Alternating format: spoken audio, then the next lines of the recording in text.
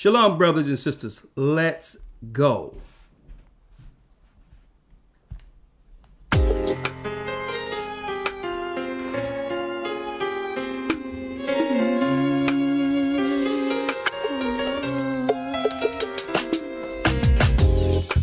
The East is where we're from. The 12 tribes of Israel. And 721 BC, the Assyrian king, he took us down, we fell. With a great escape we went through the Euphrates. The Lord held the water still. To a land where no mankind dwelt, we went. The 12 tribes of Israel. We be Manasseh, the Cubans, Ephraim, from Puerto Rico, and Valley from the arms of Hawaii. The Lord is calling back Israel. From Panama, the North American Indians, Syria, the Dominicans, AHAYAH gathering Israel. The Arabs and Africans told us at gunpoint. Together our wives and children then sold us. In the belly of these great ships we traveled in fear. By the rivers of Babylon we found our brothers here. AHAYAH gathered us in Colombia. Reuben from Australia. Issachar, the Mexicans. AHAYAH gathering Israel. The Negroes, Benjamin, the West Indians, Levi, the Haitians. AHAYAH gathering Israel.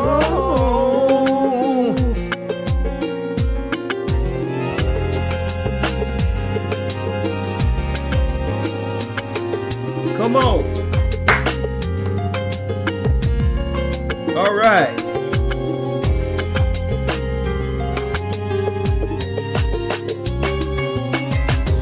Asher in Colombia, Reuben from Australia, Issachar, the Mexicans. That's who we be. Judah, the Negroes, Benjamin, the West Indians, Levi, the Haitians. Manasseh, the Cubans, from Puerto Rico, and Valley from the arms of Hawaii. The Lord is calling back Israel. From Panama, the North American Indians, Syria, the Dominicans. AHAYAH's gathering Israel. That's right. The Most High is gathering Israel. I'm Elder Ricard Shar of the Gathering of Christ Church. Yes, we're about 30 minutes behind because I wanted everyone to get in. I'm sorry for the time. So because we're a little bit behind, we're jumping right in with the broadcast. Again, for those who don't know, we are the Gathering of Christ Church. I'm Elder Ricard Shar of the Gathering of Christ Church. We're live with our weekly broadcast that usually starts around 6:30, but we starting around 7 p.m. And it's myself. The elders can chime in all over the earth. If you want to call in, you can come in. I got Yirach on my side helping me. We have Elder Lawyer in the house. And folks, there's a lot going on in the earth right now that they're just not telling any of us. So I thank the Most High for these platforms, for the weekly broadcast on Wednesday. I thank the Most High for the academy where we can actually delve into information without being censored.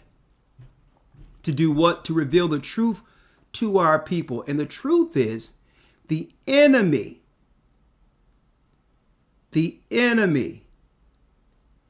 is planning serious destruction aimed towards the children of God. Nothing that y'all didn't know already, but their greatest weapon in the earth is what? Deceit. To have you look in one way while they plan your demise over here. to make you believe they're for your cause while undermining you over here. So that's why, let me tell you, I said it in the academy. This is why our brothers and sisters, the Pharisees, scribes, and others during the time of Christ had a problem with him. Because there was no gray areas with Christ.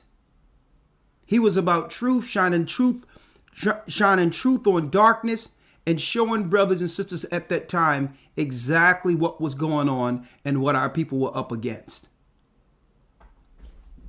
Okay, so here we are today, gathered of Christ Church, dealing with the apostles' doctrine that's written of in the scriptures, shining light on the darkness. Everything you see is an illusion. Listen to what I'm saying. I'm going to show you how we're going to tie this in with our particular topic today. That's right. You see the title. The Babylonian Priesthood within modern medicine and religion.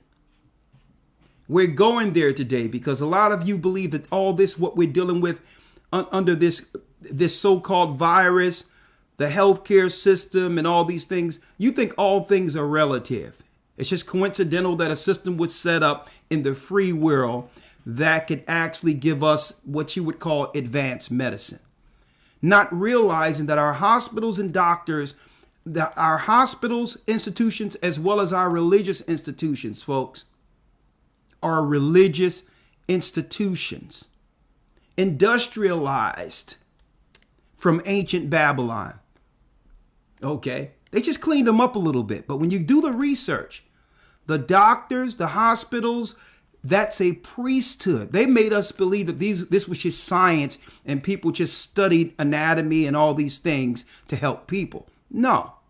Hospital, doctors, as well as the churches, the whole apparatus is from ancient Babylon. And I'm going there today. Because why? The Most High said at the very end that man of sin will be revealed and his priesthood is getting revealed. Okay. Now, I'm going to go there. I'm going to hold that off. I'm just setting the table for what we're going to be discussing today. Let me bring in Elder Lawyer real quick. Are you with me, Elder Lawyer? Yes, sir. Shalom, shalom. Shalom. How you doing, Lawyer? I'm doing well, sir. How about yourself? Hey, Lawyer, there's so much going on in the earth today, right? We just went into it in the academy, how there's pastors now online crying. They're crying, so-called pastors that we've been warning for a long time, Baptist ministers who are out there crying, saying that they're being broken. The people are coming to them saying, we gave you all of our money. Why didn't you tell us this was coming? We just went over that this Sunday. Okay. And that dovetails what we're going into. They were caught up under the Babylonian deception to a degree where they couldn't see prophecy. And if I have time, maybe before this broadcast, I'm going to bring that out. Let me make it clear. If you're in a Christian church that was set up by the Western world, even if it's non-denominational, okay, if it was set up originally and fractured off of the Catholic Church, you are under a Babylonian priesthood. That's right.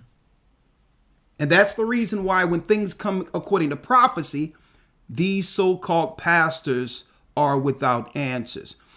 Before I go into a few things, Elder Lawyer, did anything stand out to you when we showed that video of that pastor crying, saying that they're losing members every day? They're losing members every day. They're coming to us and saying, we gave you all of our money. We gave the black churches all of our money and our people are dying and you haven't told us the truth. You haven't told us that this would come. If you were God's people, if you were prophets, why didn't you tell us this was coming? We're dying every day. What's your take on that first and foremost, Elder Lawyer? Yes, sir. I don't know if you remember. I think it was last year, sometime mid to late last year.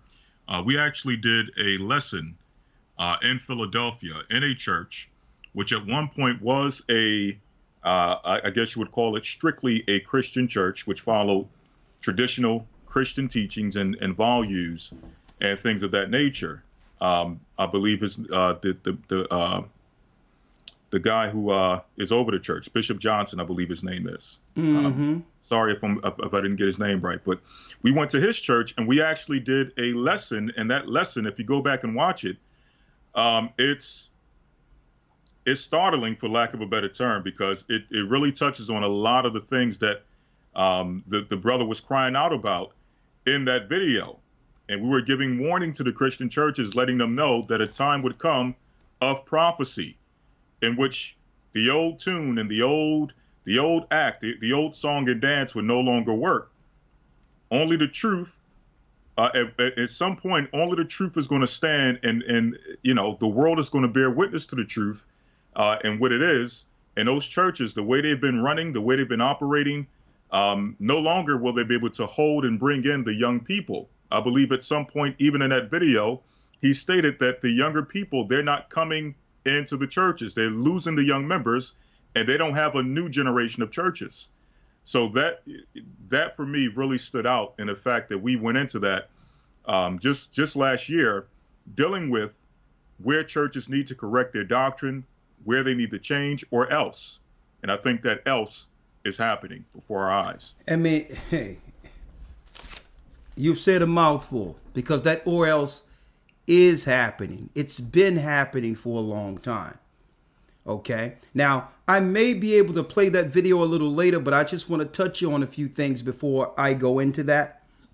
Okay. The first thing, the Most High have us, keep in mind, brothers and sisters, we operate in the Spirit. A lot of times when you see us teaching and bringing forth information, it's as the Most High has given us utterance at the time. So sometimes, like Elder Lawyer is saying, it's startling to look back and say, well, hold up. We didn't plan to say that when we went there. That's what the Most High put in our hearts and minds to express to the people. But what I did recognize, and I was telling Pastor Johnson, Elder Lawyer, that this is a regenerification on a whole nother level, not just our neighborhoods. They're looking to take all of these properties that are owned by non-profit religious leaders. And the only way to do so is to get the members, is to make it where the members, mainly the men, no longer support the churches. Think about that. And we told them years ago when they was moving with that prosperity movement, we told them, we were saying, listen, y'all going the wrong way, because what y'all doing is y'all supersizing the church. When the only way to actually operate a church is on a grassroots level within its community. You can't have no big giant cathedral taken from the community, ciphering the money all out into the Jesuits like Kenneth Copeland and others, to only leave the community bare. So it looked all shiny and new because you were rubbing elbows with the so-called righteous elite. But by doing so, they left the community behind. And I told them this was a systematic plan to destroy the community spiritually. When they started rolling out TD Jakes and others, I'm like, you know what? This is a mistake. This is no alliance that they're going to invite you in where you'll be able to partake in it. Initially, pastors were making a lot of money, so they was going with it, not realizing the plan was to take what? The influential people in your congregation out of it. It was to siphon out those who was financially, educationally, and otherwise upholding the church and the community. So they were able to take all the to-do good people out of the community who was in the churches, who held it up, and left the rest. And we said it. This is a reunification. And next thing you know, what was going on? Pastors had to begin to sell their property, sell their churches, or lose it altogether. Even though it's nonprofit, there's still a responsibility financially to keep a building. And they started, and guess what? That's right. The synagogue of Satan came in and began to swoop up all the churches right up under our noses. I go down to near 32nd in York, in that area in North Philadelphia, Elder Lawyer. And what's going on? I'm looking at an AME church and other churches. Guess what? They're boarded up. They've been it wasn't COVID that boarded them up. They were boarded up a year ago, 2 years ago. You have pagans buying churches, our black churches, regenifying the area and turning the churches into apartments. What happened? We're going to break down what happened.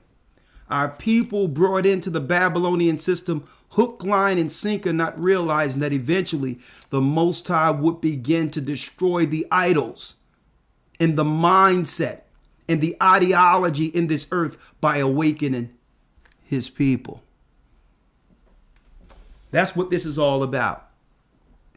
Folks, Elder Lawyer, I'm about to put a letter up on the screen real quick, if I may. I want brothers and sisters to see this letter. Because why? We weren't the only people warning these pastors. Keep in mind, you take the black church. If you take the black church out of the equation when it comes to mainstream gospel, the gospel in the Western world, there is no church. 70% of those who go to the church are those within the black community. You take us out of the equation and there is no church. We weren't the only ones, Elder Lawyer, warning these pastors. Okay, we were on the corners teaching, still on the corners teaching, Bibles open, breaking things down, and they were ignoring it. But guess what? The Southern Black Convention, a right-wing Southern conglomerate controlled by white people, were warning the pastors behind closed doors. They was telling the black pastors, nah, we have to keep this exegetical according to what we've established. Y'all becoming too liberal. Y'all becoming too liberal with this letter people thing.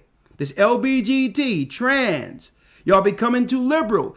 Y'all not setting any gods traditionally for the church. Y'all not setting up penalties for separated families, fornication. So even though the Christian church wasn't perfect, there used to be some moral standards traditionally we can hand down to our children. And guess what? It was white pastors warning our pastors behind closed doors. So let me pull up a letter now. Because now Massa has broken ranks, Elder Lawyer, with his underlings.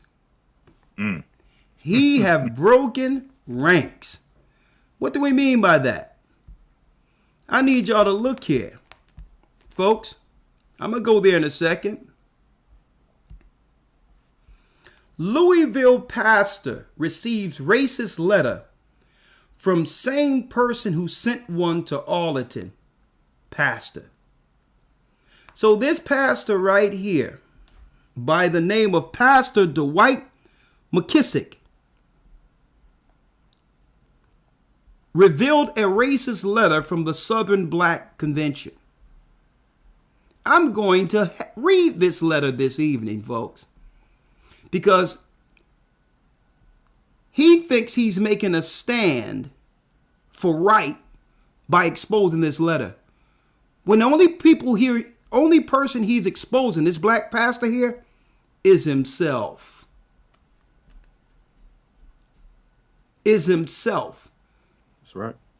He aligned himself, brothers and sisters, with a racist religious sect in the South when it financially benefited him. Because why? If he rubbed elbows with these white people, that gave him spiritual Jesus creds amongst the black slaves in his community. So he needed to show, listen, there's white people who respect my spiritual prowess. So instead of them coming together like it was before, with the community in mind and setting things specifically from a community base, they end up aligning themselves with the Southern Black Convention. Elder Lawyer, I'm about to pull that letter up now. Sir. Check out this letter, folks. I need you all to see this letter. I'm going to throw it in here, right here. Okay. Let's get the letter, if we may. Check out the letter, folks. Here is the letter. Oh, you know, we got the receipts here. The letter states, oh boy, I'm going to read this, Elder Lawyer. And you know, I'm going to, because, you know, I was born in Lake Charles, Louisiana. So I'm going to use a little bit of my Southern slang, because, you know, this was sent by a white, a white Southerner. Check out this letter, folks. It states, hold on, let me get it here. It states, in recent years, the Southern Baptist Convention has been repenting foolishly of the sin of whiteness and has rebaptized itself as an exemplar of diversity. Verily, it has brought fruits meet for repentance. A Negro convention president, a Negro candidate for the pastorate of a white church, the FBC Naples in Florida, and $5 million in seminary scholarships for and only for Negroes. And only for Negroes. Appointive positions reserved for and elections rigged to install you Negroes. But it has not been enough. For the Negro, nothing is ever enough. Lyndon B. Johnson's Great Society and War on Poverty gave the Negro the keys to the U.S. Treasury. The response to which has been ingratitude and give us mo legislation leapfrog the Negro over whites, placing Negroes in residences that they could not otherwise afford, and granting them unmerited entry into classrooms and boardrooms. Yet, they remain savages. They defile and diminish every arena in which they parade: academic, political, corporate, judicial, military, athletic, seeking another white bastion to badger and beleaguer. They invaded the church, none more deserving of destruction than the Southern Baptist Convention. Ordnance wasted on a collapsing fort. That cult has been destroying itself for the past 15 years, proof of which is in decline in membership. If Negroes had come to improve rather than to opportune, they would have deployed the alleged to exist collective wisdom of Black Baptist pastors to pick apart the Baptist faith and message, to challenge denominational denial of settled science, to extract the convention from its unsophisticated doctrines and dogmas of yesteryear. All desperately needed, but those are beyond the Negro's intellectual capacities. Like 2-year-olds, they only know how to whine and throw tantrums. The SBC should bid them goodbye and good riddance. Cordially yours, John V. Rutledge, white man.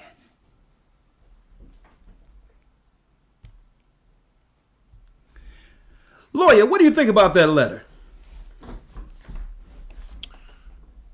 Very interesting, and very interesting to say the least. And I think that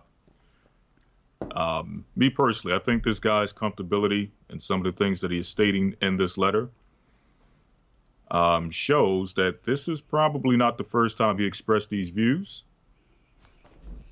But as you stated earlier, in trying to now somehow, some way justify their separation or their removal from this Southern Baptist convention or this particular denomination, Black pastors are now showing out in open probably what they've been hearing for a long time in private, but because it was convenient to be a part of these conventions, because it was convenient for them to have fellowship and get, as you mentioned earlier, the prestige and a certain air of prestige amongst the Black community being a part of these particular conventions, they ignored it.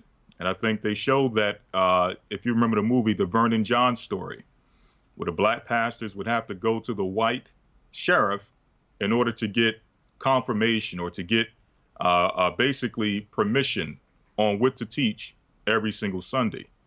So this is not new, but I think that now these Black pastors are using this as a means to kind of show what they've been witnessing and probably have been dealing with for a long time behind closed doors. But that's just me.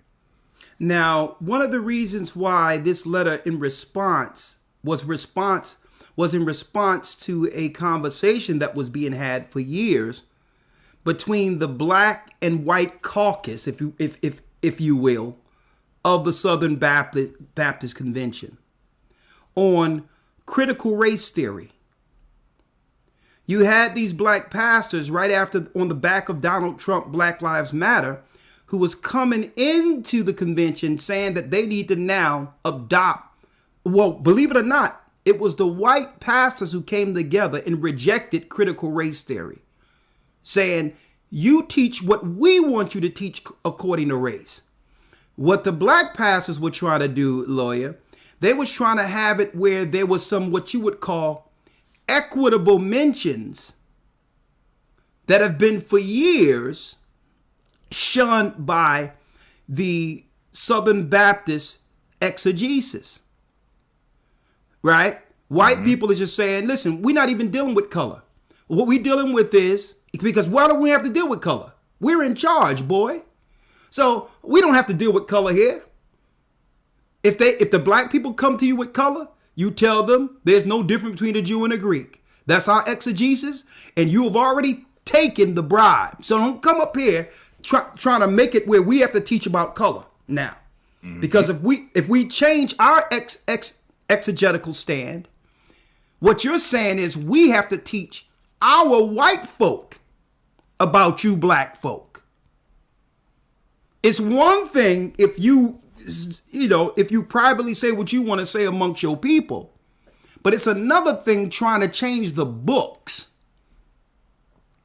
when we are the ones sending you your Sunday school lessons. We're the ones setting up the curricula that you've been teaching that have given you some level of prestige in your community.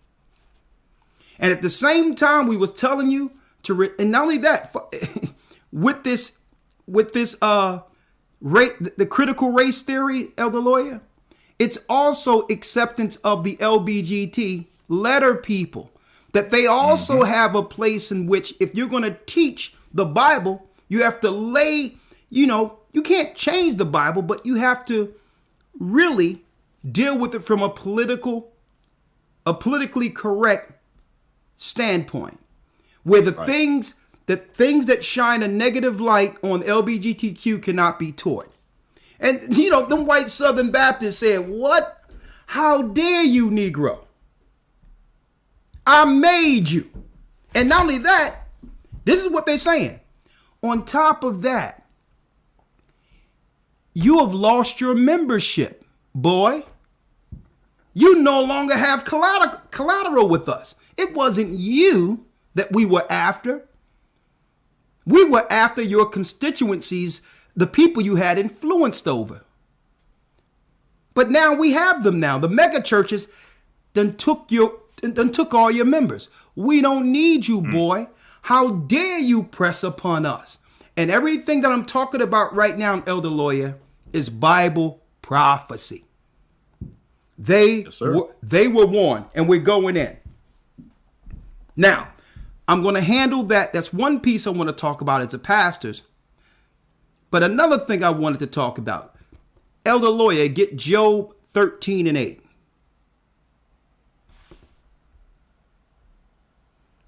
They're going to come in now. Check it out.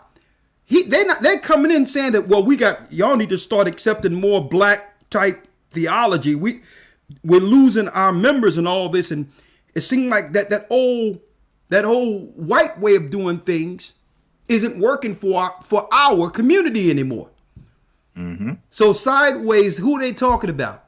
It's the children of Israel waking up, getting what they've been longing to receive from the Christian church for how long? The truth concerning themselves. So now the black pastors are like, listen, help me, massa. We're losing everyone, massa. We got to teach our people something. The Ethiopian thing isn't working anymore. So what happened? They say, listen, boy, there's no difference between a Jew and a Greek. And you go tap dance. You go tap dance on the steps. Okay. Be a good boy, or go back into your hood with that. And you notice, hey, Elder Lawyer, do you notice that they haven't apologized for this letter? Yes, sir. And I'm going to tell you, I didn't take no offense to the letter, because this is how, like you saying, Elder Lawyer, this is how these white Southern Baptist leaders always seen these pastors, and they knew that. These black pastors always knew that they were on the porch, on the outside of the house. Right? So, listen, I'm not offended. Oh, that's a racist. After Trump, how can these Christian people say this? Come on, man. Are you kidding me? The only influence you had is when you still had men in your churches. That's the only power you had. They see you in church running a bunch of really, believe it or not, unlearned women are running the Christian churches. They over the boards, they over this, they over that, and there's no men in key positions balancing any of that out. Women have overran the Christian churches. And now the white pastors looking at this and saying, listen, y'all don't have any men. And without men, you have lost the war. How you going to fight a war? A patriarchy war with a bunch of women. Boy, get out of here. And you notice he didn't apologize for that. But let's go, Elder. Let's read. Another thing I wanted to go into is the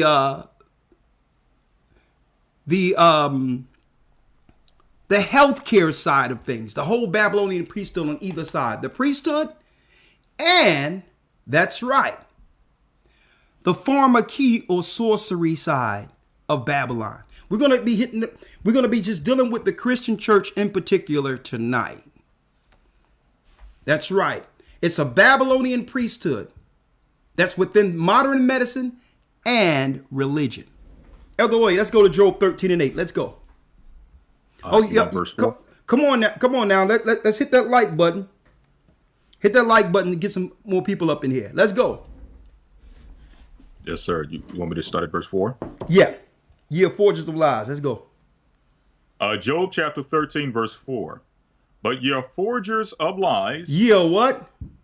But ye are forgers of lies. Ye are forgers of lies. We're speaking of who? The Babylonian hierarchy. The synagogue of Satan. Those that have established the Roman Catholic churches and all the harlots that came out of it. The Bible tells you, ye are forgers of lies. Read. Ye are all physicians of no value. And ye are all physicians of no value. We're setting it all up today. You are physicians of no value. Folks, Elder Lawyer, I'm going to need you to put your mic on mute real quick because I need to show something.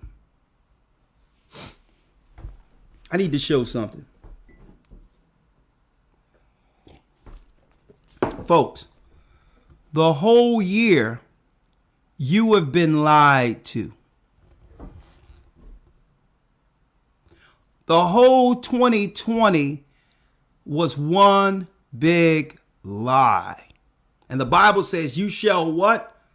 You shall know the truth. And Christ said the truth shall make you free. Because people believe more so the sorcerers and the talking heads on TV. You respect them more than the prophets. And this is why this is why you've been deceived to what this is. Our people have fallen victim to a Babylonian plan picked up from Esau, a priesthood aimed towards killing and destroying the children of Israel throughout the four corners of the earth, starting with Judah. Now, in order for people to see the truth, one must be able to do what? You must be able to ask the right questions. You must be able to what? To help others see the truth, one must be able to ask the right questions, right? So, let me pull this up here. One must be able to, Elder Lawyer, I got something on the screen. So, if you have family members, those who are still in the dark, you have people still confused concerning the election and all that, and as simple as a day's old, saying, okay, I voted because I just didn't want Trump to be in. Simple as the day's old. So you voted for Biden. When the majority of people in the earth who vote for themselves. When the Asian community vote, they vote to get something for themselves. You're voting for Biden. The LGBTQ and the others, when they vote, they're voting for themselves. You're voting for Biden. See the difference?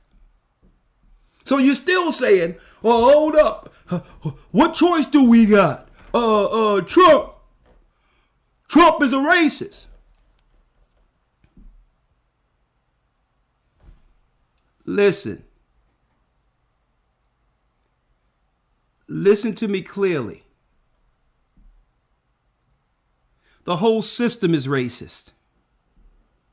Unless someone is doing something for you, you don't participate. That's all it is. You're not triggered to vote for your own demise so that when your demise comes, they can only come back in response of, well, the killing of your people. Yeah. You voted for him. So now they're going to put it all on you. So if no one have anything for you, you do what? You fold your arms and say, I have no dog in this fight. I'm not going to pick one racist over another racist. I'm not going to pick the lesser of two evils, because if I'm a man of God or a woman of God, I choose evil not at all. Now, so if they do have questions out there, brothers and sisters, this is how you can help them with those questions. Right? So in order to get to the bottom of things, you must help brothers and sisters untangle the confusion that the media has put out there on purpose by having them first ask the right questions. You got to have these people asking the right questions. And what are they? Let's go. Here are 25 questions you can ask your friends and family. Hold on, let me get it here. Yep, let's go. Here are 25 questions you can ask your friends and family who still believe that we're in the middle of a deadly pandemic. Number 1. If there really is a pandemic, then why don't we hear the constant wail of ambulance sirens throughout the day and night? Number 2. If there really is a pandemic, then why are all of the undertakers saying that business is either normal or less than usual? Number 3. If there really is a pandemic, then why don't we see endless queues of people at cemeteries and crematoriums burying their loved ones? Number 4. If there really is a pandemic, then why are all the statistics saying that the death rate was within normal parameters last year? Number 5. If there really is a pandemic, then why have all the normal influenza deaths almost disappeared? Number 6. If the first lockdown worked, fair use, then why are we doing it again? Number 7. If the lockdowns didn't work, then why are we doing the same thing again? Expecting a different outcome from the same procedure is a clear sign of insanity. Number 8. Why is the government listening to their own very small panel of experts and refusing to listen to the vast majority of doctors, nurses and health experts? Number 9. Why do we see scenes of pandemonium in hospitals on TV when in reality they're all empty? Where's all the sick people? Where's all the COVID patients? Where's all the COVID patients? Where are they? Number 10.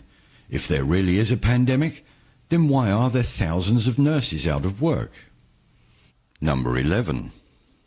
If the pandemic started in 2019, then how did all the governments around the world order and deliver COVID-19 PCR test kits the year before, in 2018? Number 12. If used and discarded masks could be highly contagious, then why do we see thousands of them littering the streets and countryside? Number 13. If there really is a worldwide pandemic, then why do the rules and regulations differ greatly from city to city and country to country? Number 14. If COVID doesn't affect children, then why are the schools shut? Number 15. If masks work, then why haven't we been using them every year for the flu? Number 16. Why have we never seen people keeling over and dying in the streets? Number 17. If we should avoid crowds of people, then why are the supermarkets that can hold hundreds of people open and your corner shop with only room for 3 people shut? Number 18. Why is the government calling positive PCR tests cases and not just a positive result? Number 19. Why has the BBC and all other media outlets failed to tell you that the World Health Organization has published an update saying that the PCR tests are unreliable and should not be used? Number 20. If a cough or sneeze droplet can carry up to 30 feet, then why are we socially distancing only 6 feet? Number 21. Why are you okay with rubbing poison into your skin 10 times a day? Number 22. Why do we need an experimental DNA-changing vaccine for a virus with a 99.97 recovery rate? Number 23. If the vaccine works, then why can you still catch and transmit the disease after you get the vaccine? Number 24. If you've had the vaccine, then why do you still have to wear a mask and social distance? Number 25. How many people do you personally know who have died from COVID? And then compare that number to how many people you know who have vaccine-damaged family members. Open your eyes, everyone, and look around. Ask yourself next time you leave the house, am I really seeing a deadly pandemic? If the answer to this last question is yes, then you really need to turn off your television. It is much easier to fool somebody than convince them that they have been fooled. All right. So anytime you want to break through,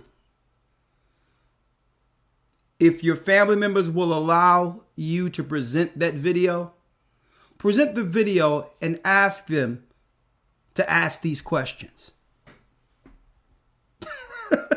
And automatically, let me tell you, if they still think the same afterwards, 9 times out of 10, you're looking at skull and bone. The whole year was a lie, a reset, an economic reset. And eventually they're going to do what? They're going to speed things up and have people forget that this even happened. Because the whole earth participated with them actually putting the reset in place. But I need to say this, and I want to digress there because I'm going there this Sabbath. I want to digress in a different direction because I want to keep it on the Babylonian priesthood of lies. Folks, I need y'all to begin to look in your supermarkets and check out the scarcity on the shelves. How they're purposely stacking the shelves to make you believe there's a lot in store. But in fact, it's scattered in certain places where it's not like it used to be in the store where you'd have products stacked from the front to the back of the shelf. They put everything in the front to make you believe that what? The shelves are full. The majority of product out there, brothers and sisters, believe it or not, a lot of it is reserved product. Check out the scarcity. Why aren't they stacking the shelves like they used to? I'll be dealing with that this coming Sabbath. What they aren't telling us. Because the real, mark this right now. Okay? The real ramp up, it wasn't about 2020. It's what they were looking to do 2021 winter. It's Agenda 21. It was really getting people prepared for them saying, well, listen, things aren't going to clear up until the fall. To keep this thing going up until the time where they eventually tell people, well, listen, oh yeah, by the way, we're out of food. And if you think that's something, what they got planned for 2022 is just sickening. Okay? But I'll deal with that this coming Sabbath. Let me go here real quick. Let me go here. Now that's just, the 25 questions that y'all need to ponder on. And sometimes what you can do, bring them to this video and play this section of the video. We'll timestamp it AC so they'll be able to have those 25 questions. And 9 times out of 10, if people still are stuck on stop, there's not much one can say. Now, one other thing I would like to present to you all, because now that they've put their full program in place. Now that the program is in place, brothers and sisters, let me go here. Now that they've actually put their program in place, folks, they no longer have to lie to the population concerning what happened in last year's election. Oh yeah, we have the goods. I need y'all to see this. I need you all to see this, brothers and sisters. Yeah, they gave my man the business. Right here. We're going to move him to the side. He's done.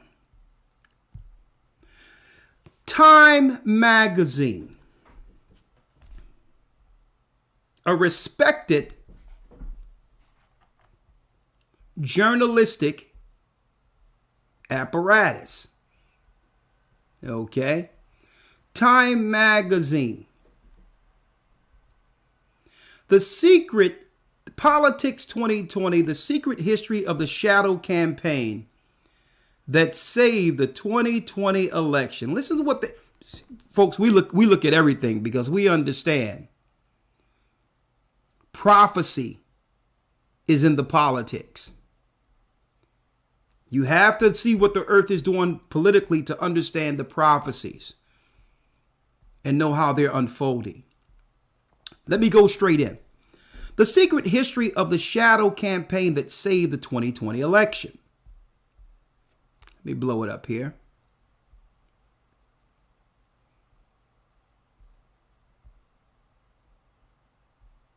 A weird thing happened right after the November 3rd election. Nothing. The nation was braced for chaos. Liberal groups had vowed to take to the streets, planning hundreds of protests across the country. Right-wing militias were girding for battle in a poll before election.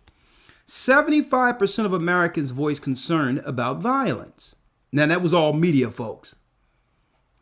I've never been polled, I don't know about you, concerning how I feel about what's happening. Okay, but anyway. Instead, an eerie quiet descended as President Trump refused to concede. The response was not mass action, but crickets. When media organizations called the race for Joe Biden on November 7th, jubilation broke out instead, as people thronged cities across the U.S. to celebrate the democratic process that resulted in Trump's ouster. Look at this. A second odd thing happened amid Trump's attempts to reverse the result. Corporate America turned on him. Hundreds of major businesses, leaders, many of whom had backed Trump's candidacy and supported his policies, called on him to concede. To the president, something felt amiss. It was all very, very strange. Trump said on December 2nd, I'm going to show you. Bear with me now. Within days after the election, we witnessed an orchestrated effort to anoint the winner, even while many key states were still being counted. In a way, Trump was right. Now, folks, I'm going to show you how the media plays either side.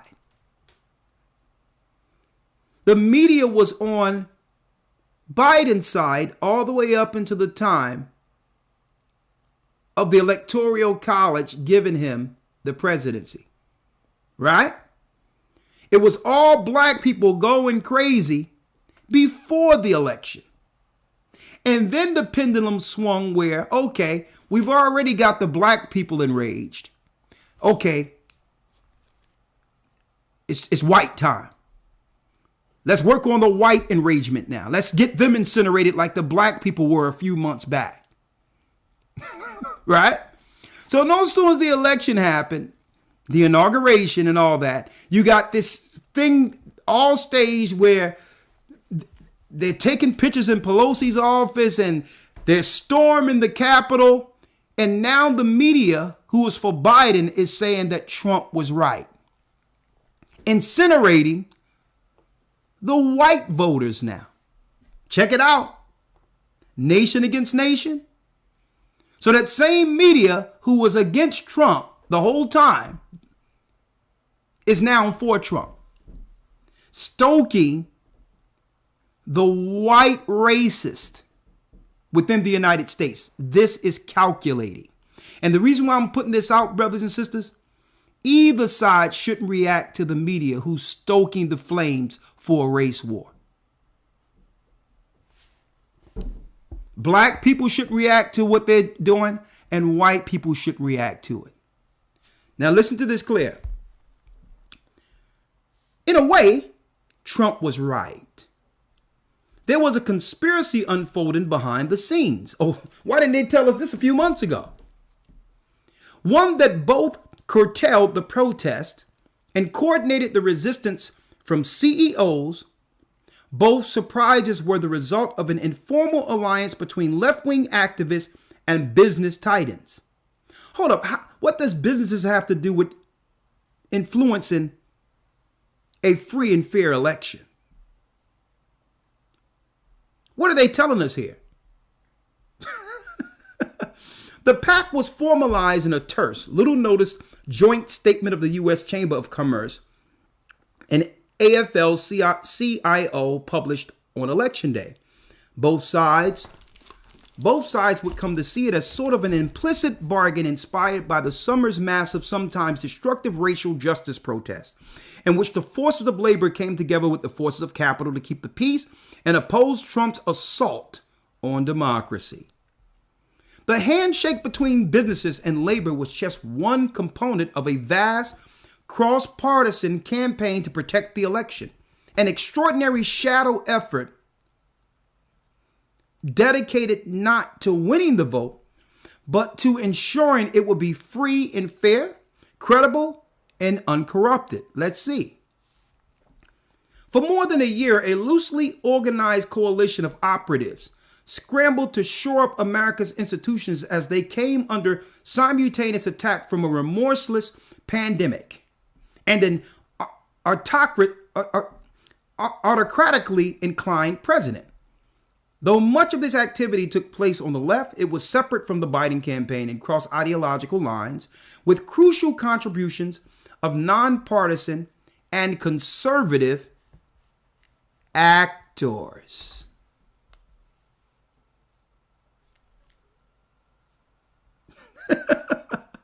All right. Oh, let's see. The scenario, the shadow campaigners were desperate to stop was not a Trump victory.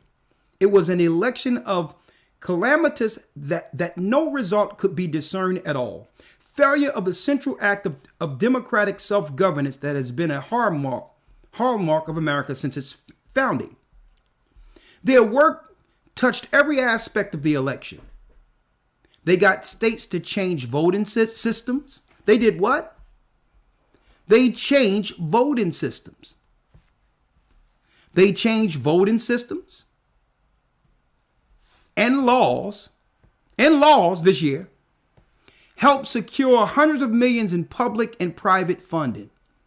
They fended off voter suppression lawsuits, recruited armies of poll workers, and got millions of people to vote by mail for the first time. And after doing all this, folks, they still had to wait how many weeks before actually calling the election?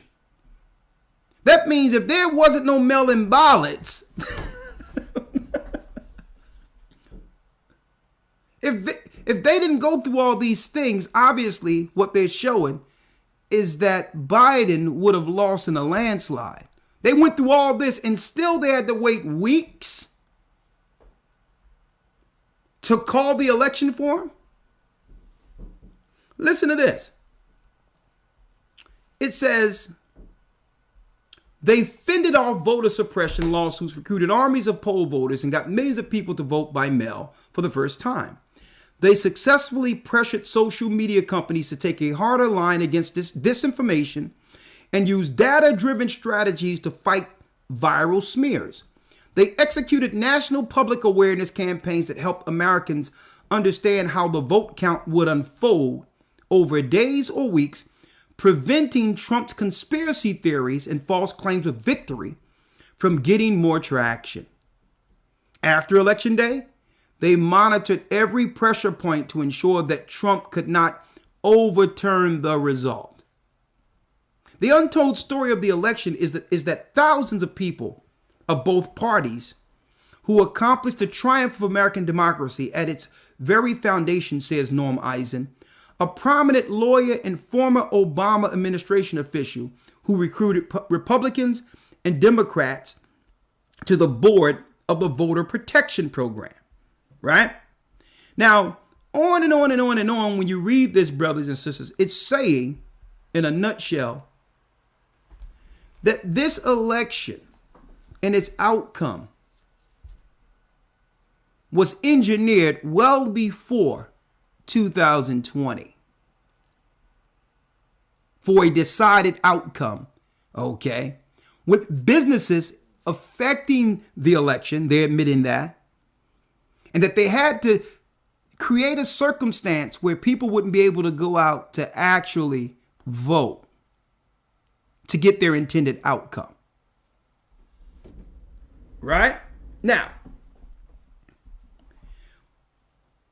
do I have a dog in the fight? I could care less, because they've done this before, folks. And this is where I'm going at with the Babylonian priesthood, the deception they do with sleight of hand. They have done this before, if you can remember. But it wasn't the Democrats getting over on the Republicans. It was the Republicans getting over on the Democrats. Remember the hanging Chad during the President Bush election? The hanging Chads of Florida, where I think it was Al Gore really won the election. It was Al Gore that actually, I think it was Al Gore who won the election, but he conceded with a recount and all that because there was a hanging Chad. Al Gore got the popular vote and all that, but the hanging Chad, George Bush, ended up winning the election. To do what? To continue the divide of race between black people and white people, the battle between Jacob and Esau. Jacob and Esau, which will lead to, I'm going there this Sabbath, folks. I'm going to tell you, a lack of food, and on top of that, they come in after not just the First Amendment, but the Second Amendment when it comes to disarming the population. And don't think that they're going to disarm the white population of America. Okay? It's not going to happen that way. What's going to happen is the laws are going to swing where we're the ones that's going to be complying and giving things up in all this. And that's right. And then they're going to stoke a race war. And why am I going here? The Democrat and Republican apparatus was always established to keep the racial divide between the white power structure and the black working class. And it's important that we all understand that we don't have a dog in the fight. They just playing us on either side. And while doing so, planning a strategy to come against the children of Israel. So the Most High is saying, well, listen, you've had your opportunity in the election cycles and standing up and rioting and sitting in and standing up and marching, trying to get equal justice in an electoral system that was rigged against us. Our God is stating now is, listen, you've tried it every other way and you are still suffering. Our people are still wanting. And our God is saying, when are you going to choose me? When are we going to choose the Most High? When are we going to give up hope in this system altogether and put our faith in the Almighty? And it doesn't matter if you black or white. We speaking to you all. Elder Lawyer, let's go in now. Let's go in. Let's go to Job 13 and 4 again. Yes, sir. The book of Job, chapter 13, verse number 4. Come on. But ye are forgers of lies. The whole year was a lie. The electoral system is a lie. The religious apparatuses they set up were set up to lie to us. Read. Ye are all physicians of no value. And they're all physicians of no value. They're lying, and they're going to use the Babylonian, folks, sorcery, pharmakeia system to take out the weak. They're going to use the physicians of no value with their lies to put our people down. It's an ancient Babylonian system. I'm going to go into it in a moment. Elder Lawyer, anything you have to say before we dove into other things? You have something to say? You're right. Yeah. On the bill you were talking about. Go ahead, you're right. Really, when you get into that bill, it also says basically that it's going to be a lot of fines and different fees you have to do, training and stuff. So basically, it's going to probably price out those that are poor anyway. Like it's like an $800 fine, which they call it an insurance, but it's not insuring anything. So that's really the thing. They're going to be pricing people out, actually, when you look at the actual details on the bill. So a lot of our people, by default, are going to lose their protection. Yeah. Woo! Hey, we here. The whole time, brothers been on the corner. We've been teaching that we Israel, come back to the Almighty, stop our wicked ways, stop sinning, come back to the Most High, be baptized, change our hearts. The whole time, and the world was just going and going and going, and none of us ever believed it would stop. Now, what's going on? They had a year to stop everything, recalibrate it, to do what?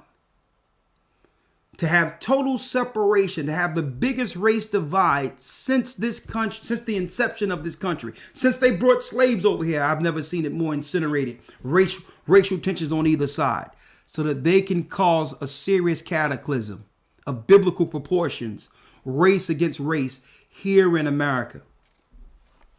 Elder Lawyer, you have anything to say real quick?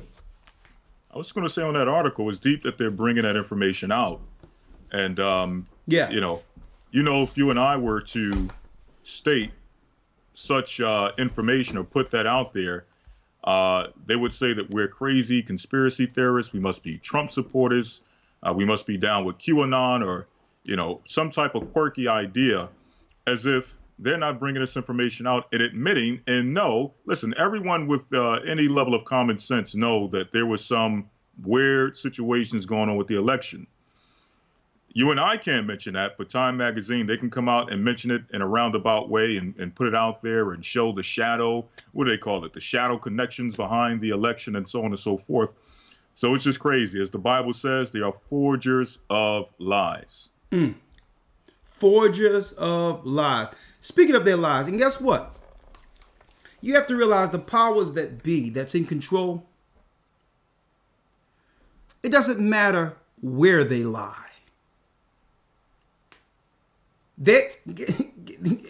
Keep in mind, folks, their lies more so at the same time was within their exegetical teachings in Christianity until they can no longer use them. They don't care. There is no rules with them. For an example, I'm going to show you this on the lowest level. They always knew that Christ was a black man. There was no doubt about it. I have records. I have Bibles, the William Tyndale Bible, where it tell you that even David was dark-skinned, dark and lovely. They always knew that.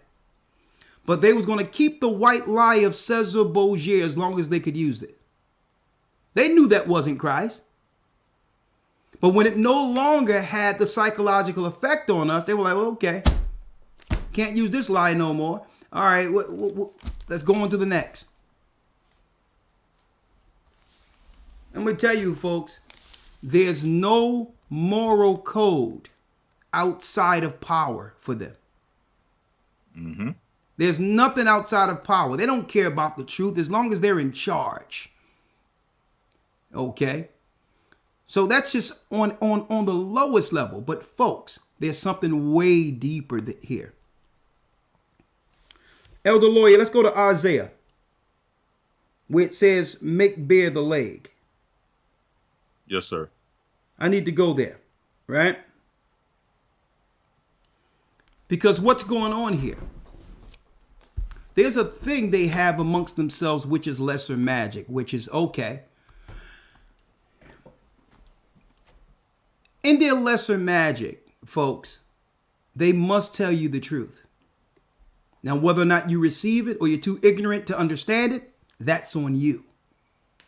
But it can no longer be hid, folks, that America in the Western world wasn't built on the Judeo-Christian morals they claimed. It was an occult established Babylonian priesthood set up here from the beginning. It was never of the Most High. That was one of the first lies they taught us right off the boat, that they were good old Christians. No, these were occultists, pagans, child sacrificers, blood drinkers. But the Most High says at the very end, the whole earth will see them for who they are. He's going to make them bare, and you'll be able to see what's up under her dress. And that's what's going on right now. The truth is being exposed, and guess what? Those pastors out there are butt naked right now, with no understanding of how to resolve their community and bring the black church back to preeminence. Let's go, Other Lawyer. Yes, sir. Isaiah chapter 47, verse number 1. Come on. Come down and sit in the dust, O virgin daughter of Babylon. Now, the Bible calls this place the virgin daughter of Babylon. Our mistake in trying to figure out Esau and Edom was strictly focusing on their republic, on the warfares they established when they became prominent in the earth from the Greek and Roman Empire. And they would like you to think that everything started with that, but no.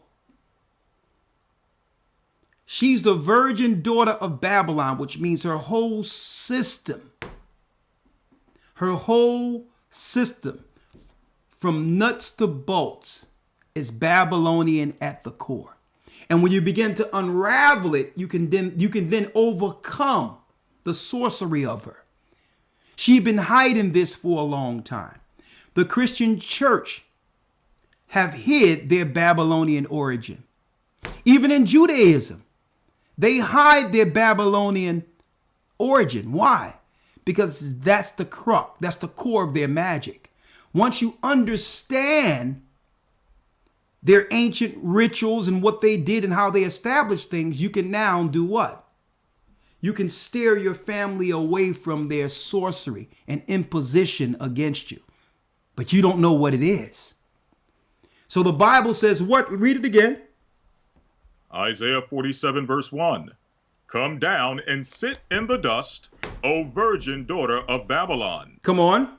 Sit on the ground. There is no throne, O daughter of the Chaldeans. O daughter of the Chaldeans. These are their wise men, their counselors, their planners. The Most High says, nah, y'all going to sit down to the ground. Y'all coming down. See, they work up here through what? Their sorcery, sleight of hand, their illusion. But once you see them, they're nobody. It's just like the Wizard of Oz is some short sinner behind the curtain pulling gadgets. Like, look at this weak cat. But if you can believe they're strong, that's all that matters. It's not what's true. It's what they can make you believe is true. is their power. Come on.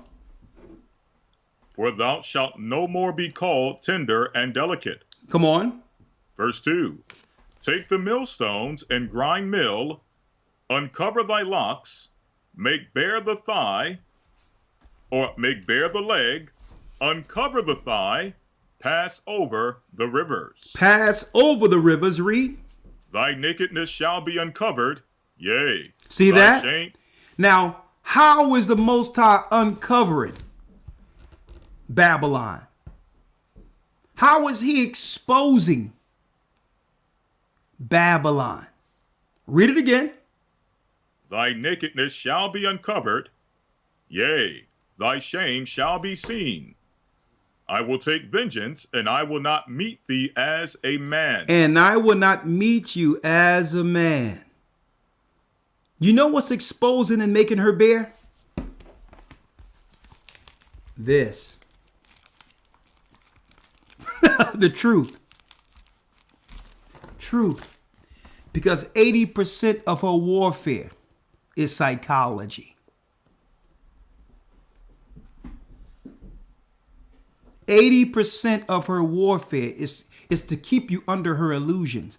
Let me tell you, the Roman Catholic Church, Esau, is dealing with the same illusions learned from ancient Babylon. It wasn't more so just the might of Nimrod that kept his power. It was the illusion of his power that he was able to use to promote that throughout the province. That's why he brought everyone together. That Tower of Babel was like the first Marb, where you can influence a large number of people at once. It wasn't just his strength. He was strong. But the illusion of his power that was spread through his council kept Nimrod's influence at its height. It was how strong and powerful people believed he was. They believed he was a god on earth based on the lies that was used to promote his majesty. Right? Come on. Isaiah 47, verse 4. As for our Redeemer, the Lord of hosts is his name, the Holy One of Israel. The Holy One of who? The Holy One of Israel. So it would be our God, the God of Israel, who would be prophesied to expose them and make them bare. Come on. Verse 5. Sit thou silent and get thee into darkness, O daughter of the Chaldeans. Come on. For thou shalt no more be called the Lady of Kingdoms. Thou shalt no longer be called the Lady of Kingdoms. Who is this talking about, folks? Who has a big statue that was sent by the French of Diana or Semiramis sitting there in the harbor of New York? It's talking about exposing the virgin daughter of Babylon, America, who was made out of the whore, the 10 horns of Rome. Come on. Verse 6. I was wroth with my people. It says he was wroth with us. He came down on us for our disobedience. And this is what I went into that. We talked about that, Elder Lawyer, in the academy. Listen, again, instead of brothers and sisters focusing on what the white man did and what the white man is doing, why don't we more so focus on what we did that put the white man in position? We sinned against our God. No sense in talking about what's happening to us if we're not willing to fix the core issue. There would be no nation ruling over us if it wasn't for us disobeying God's law. So how does one reverse the curse? You come back to these laws, statutes, and commandments and let him take care of those problems. Let him now give you the understanding of how to navigate and operate in a world ruled by Edom. But complaining about it ain't going to happen. Oh, I need equality. Oh, no justice, no peace. I said this many times before. What ruling class gives equality? That's a stupid hope in of itself. If there's equality, that means I no longer rule. So only people simple as that, it's time for some equality. Huh? That doesn't make any sense. Only a fool thinks they'll have equality. When Christ comes back, guess what? It tells us in the book of Revelation 19. In his hand shall be what? Many crowns. Christ is not coming to bring equality. Okay? He's coming to rule. No two superpowers can rule the same space at once. So it's a pipe dream out there for people's, oh, yeah, we need to get together. Yeah, we need to get together and stand up. And the fact that he can give you equality proves he rules.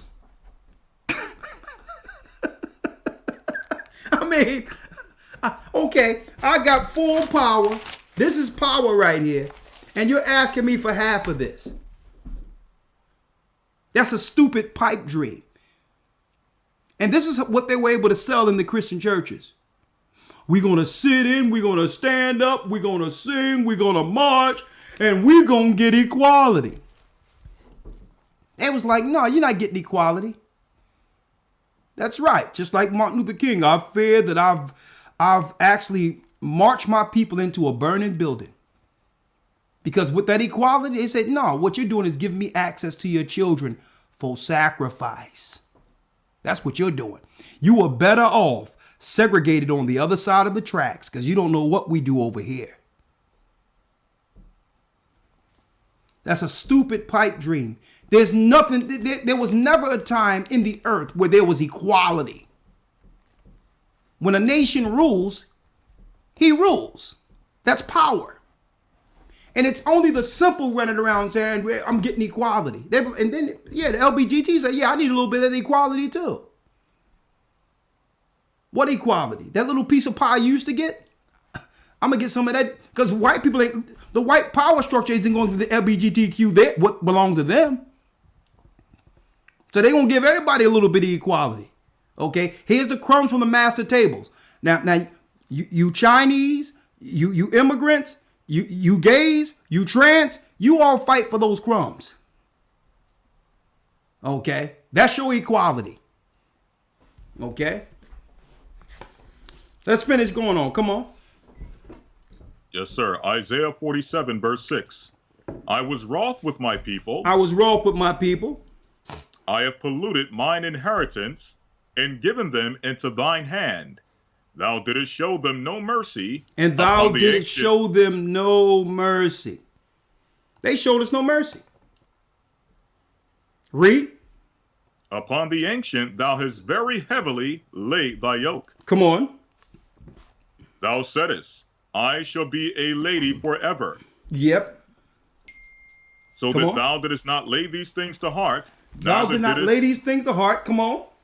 Neither didst remember the latter end of it. Come on.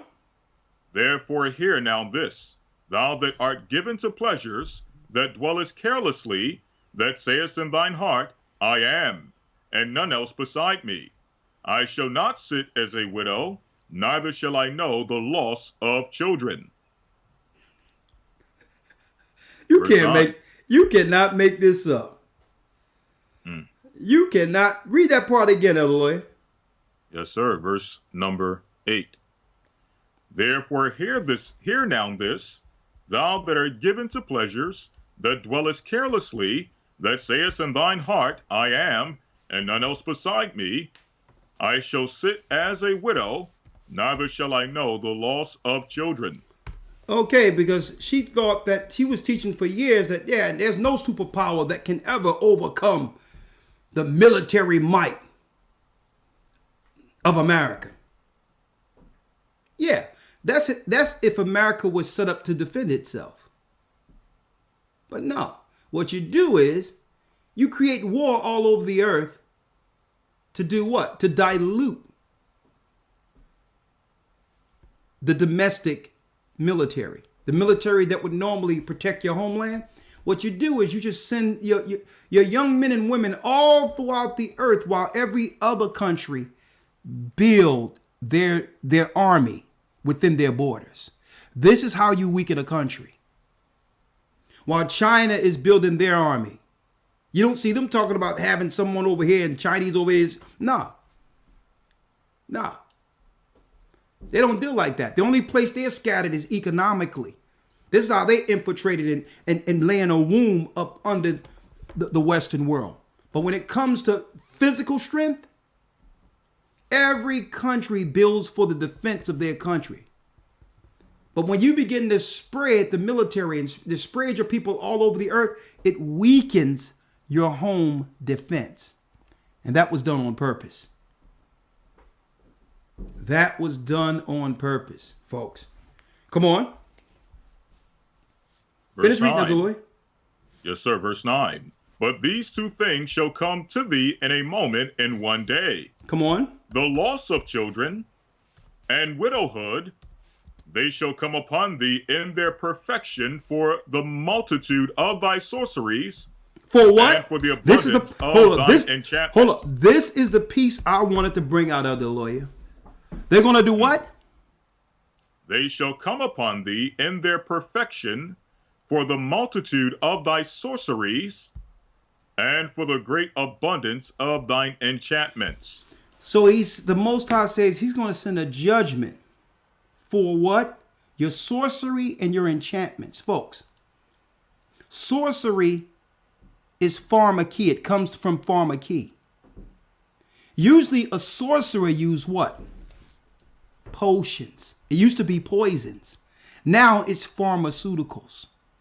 See, this is how they were able to create the mental illness in the and people with low IQs so that you can't see straight.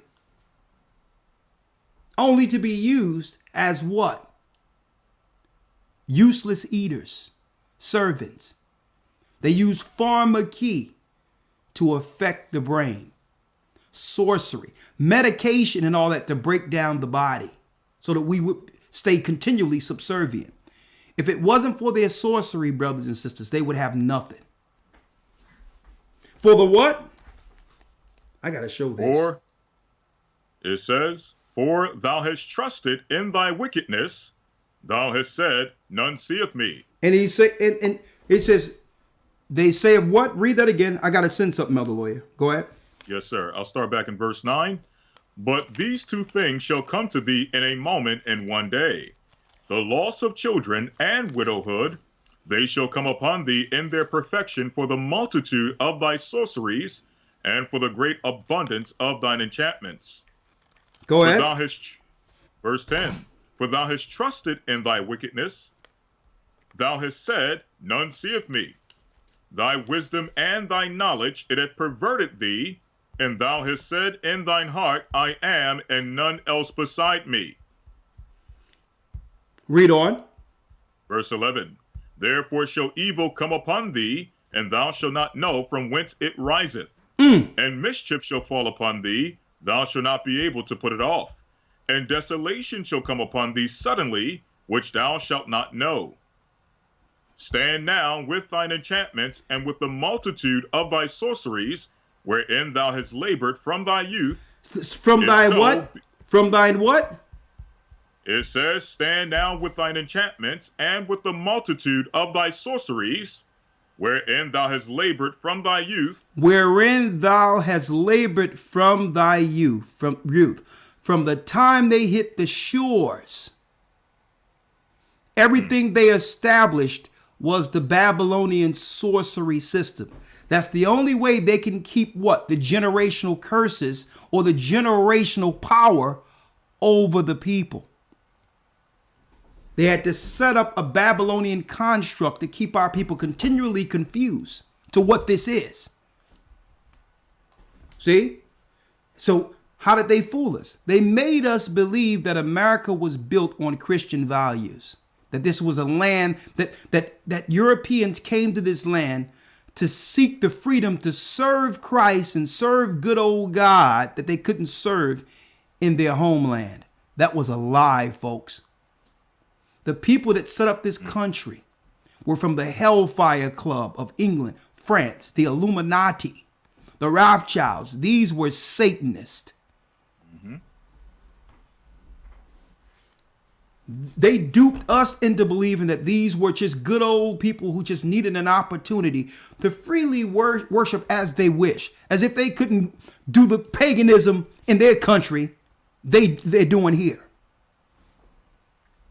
Come on, Elder Lawyer. I got something here, boy. Hold up, Elder Lawyer. Hold up. I got something here, boy. Thank you, Elder Ramar, for sending this. I said earlier that these people aren't hiding anything anymore. They coming straight out. When the Most High says make them naked and see what's up under that dress. Here's an Israel newspaper, Israel 365. Amazon reveals plan to build Tower of Babel opposite of U.S. Capitol. Are you kidding me? Are you kidding me? Wow. Again, Amazon reveals plan to build Tower of Babel opposite of U.S. Capitol. Well, let me blow this up so y'all can see this, man.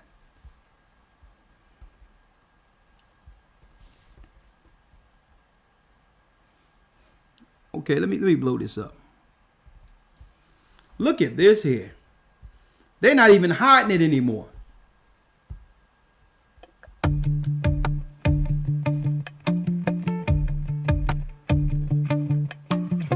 Fair use. Look at this Tower of Babel. Helix.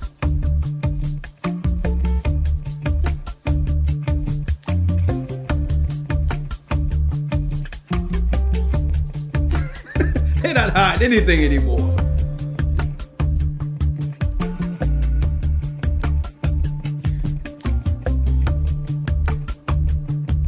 Tower of Babel. And it says Helix building a new design with Mesopotamian roots. You cannot make this up. Now, years ago, you had your famous artists paint renditions of the ancient Tower of Babel. You can't make this up, folks. Yeah, Tower of Babel. Let me go to the images. And I need y'all to check this out, brothers and sisters. The Tower of Babel project.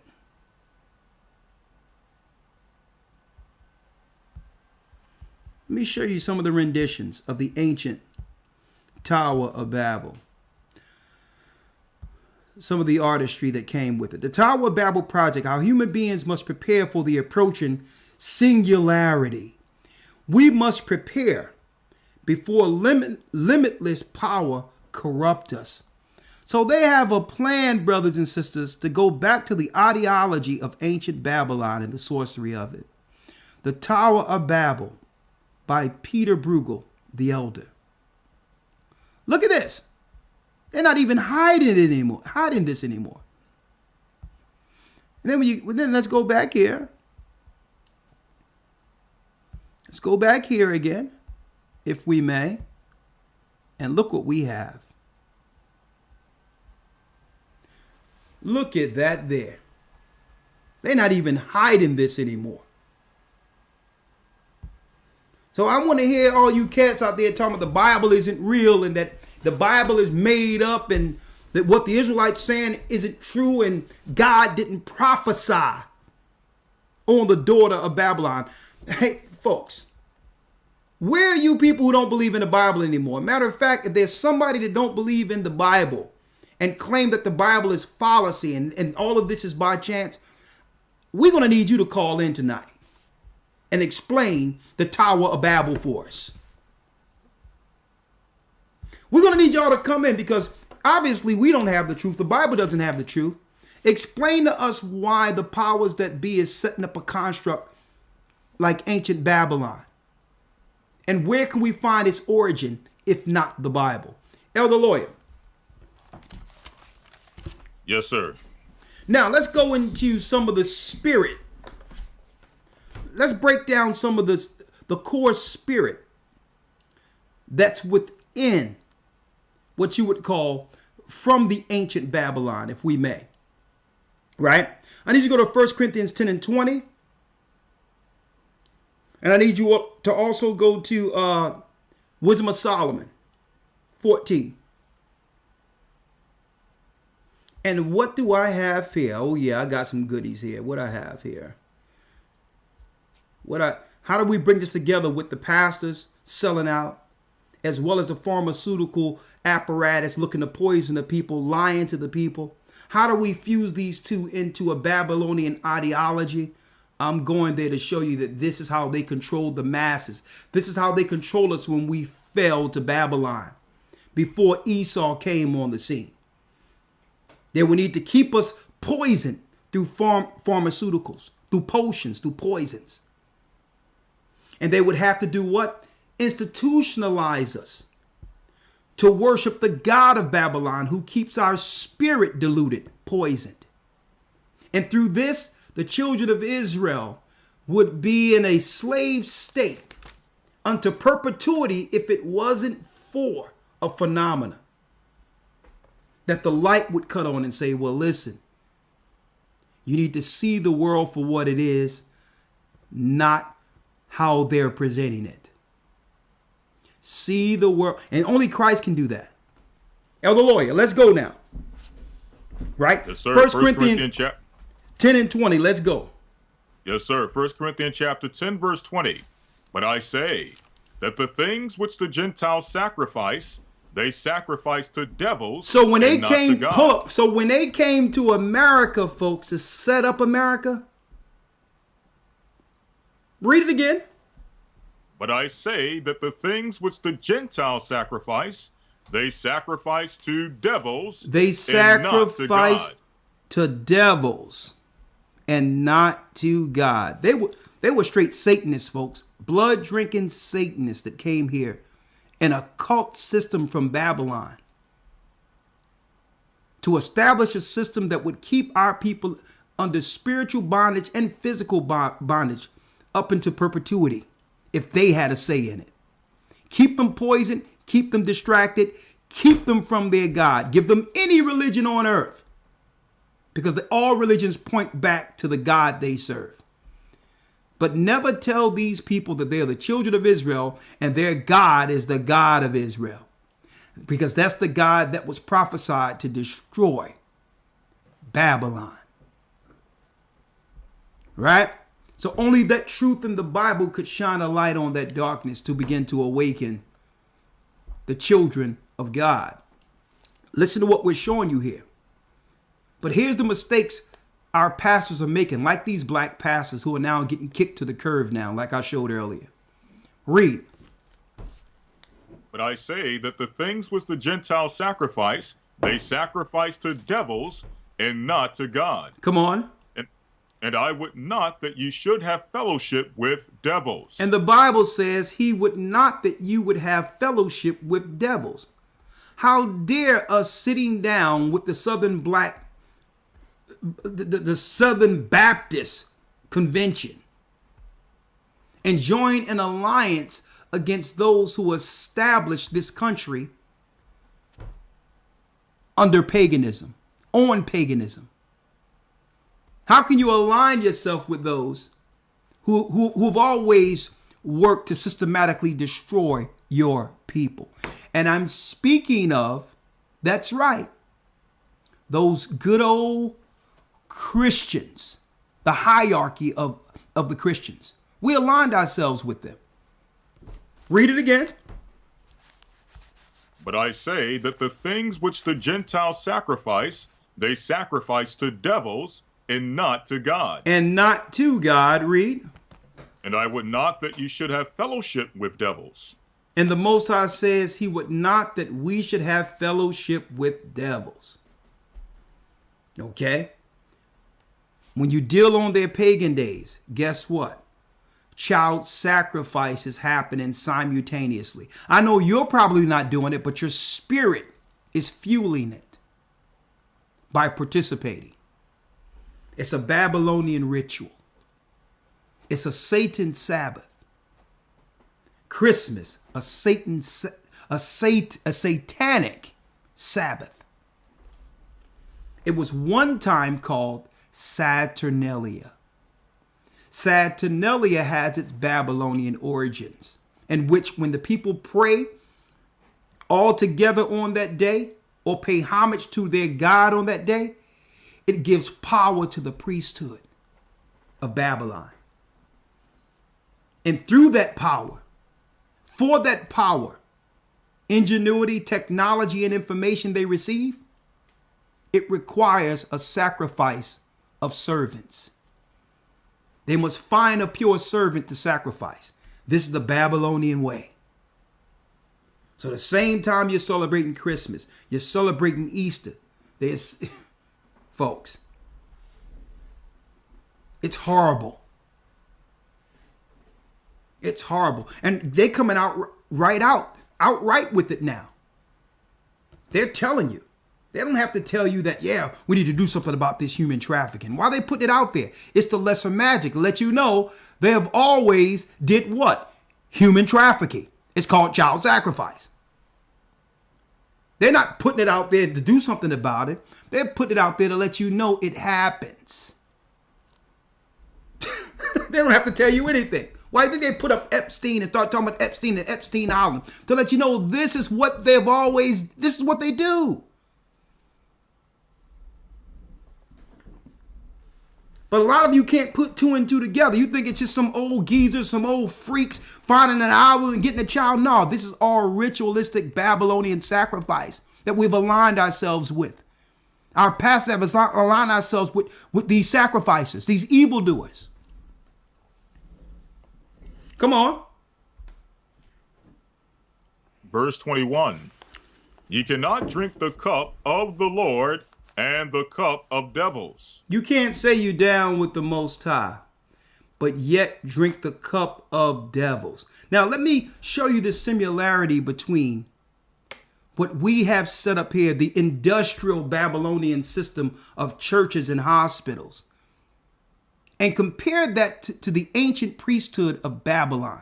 To let you know exactly why when Esau come into a country, he sets up a religious institution, a church, and he set up hospitals. Because the hospitals is a place in which he can administer the poisons. The Babylonian priesthood puts you under a god they serve, who would require sacrifice. That's right. From your children, on your family. This whole thing was set up to systematically separate us from our family so that they can have child sacrifice. Read that last piece of the Lord. I'm going to see if I can pull this in now. Come on. 1 Corinthians 10 and 21.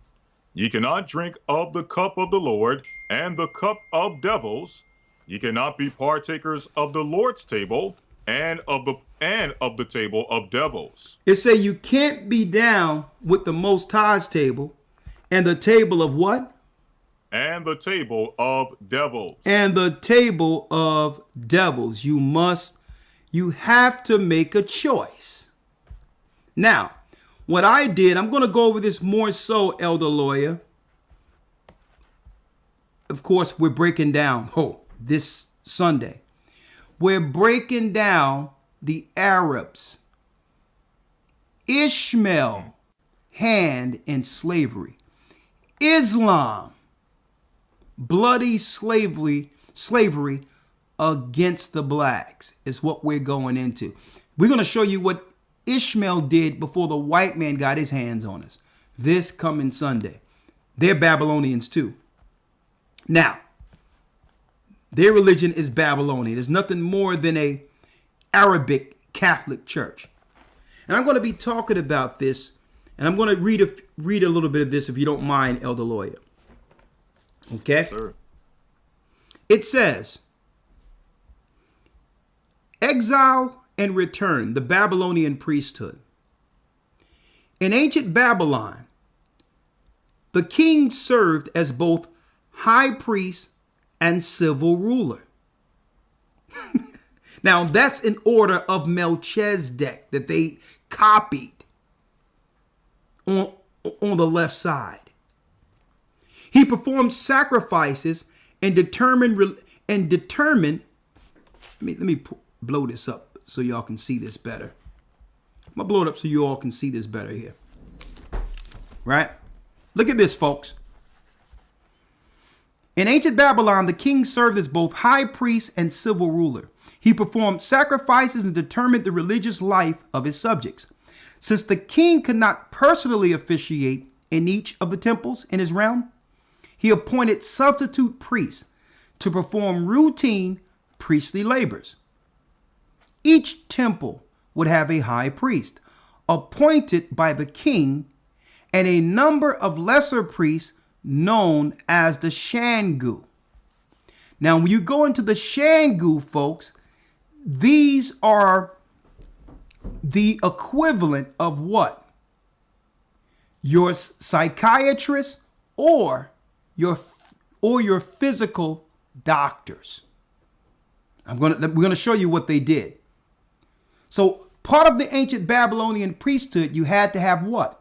You had a sorcerer to give potions and all that, and one who deal with the anatomy as well as the religious rites or priesthood. You had them separated. But the Shangu in particular were the doctors. Check this out. Who were also responsible to the king.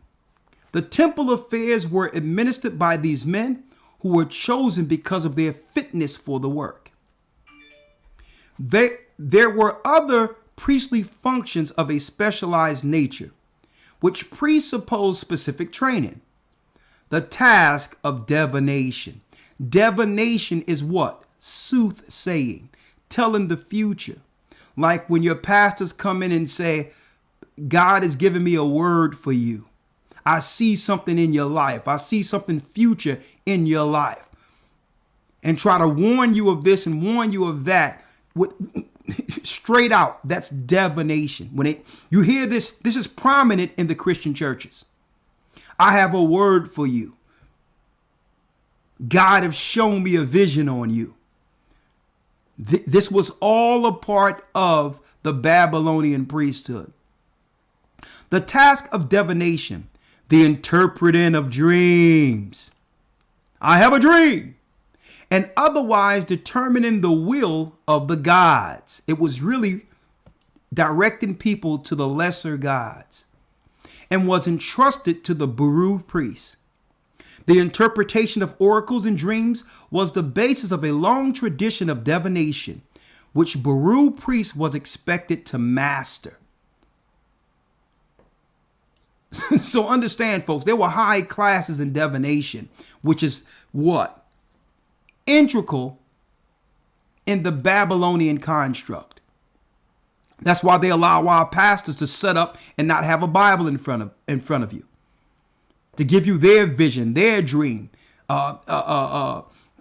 their word for you.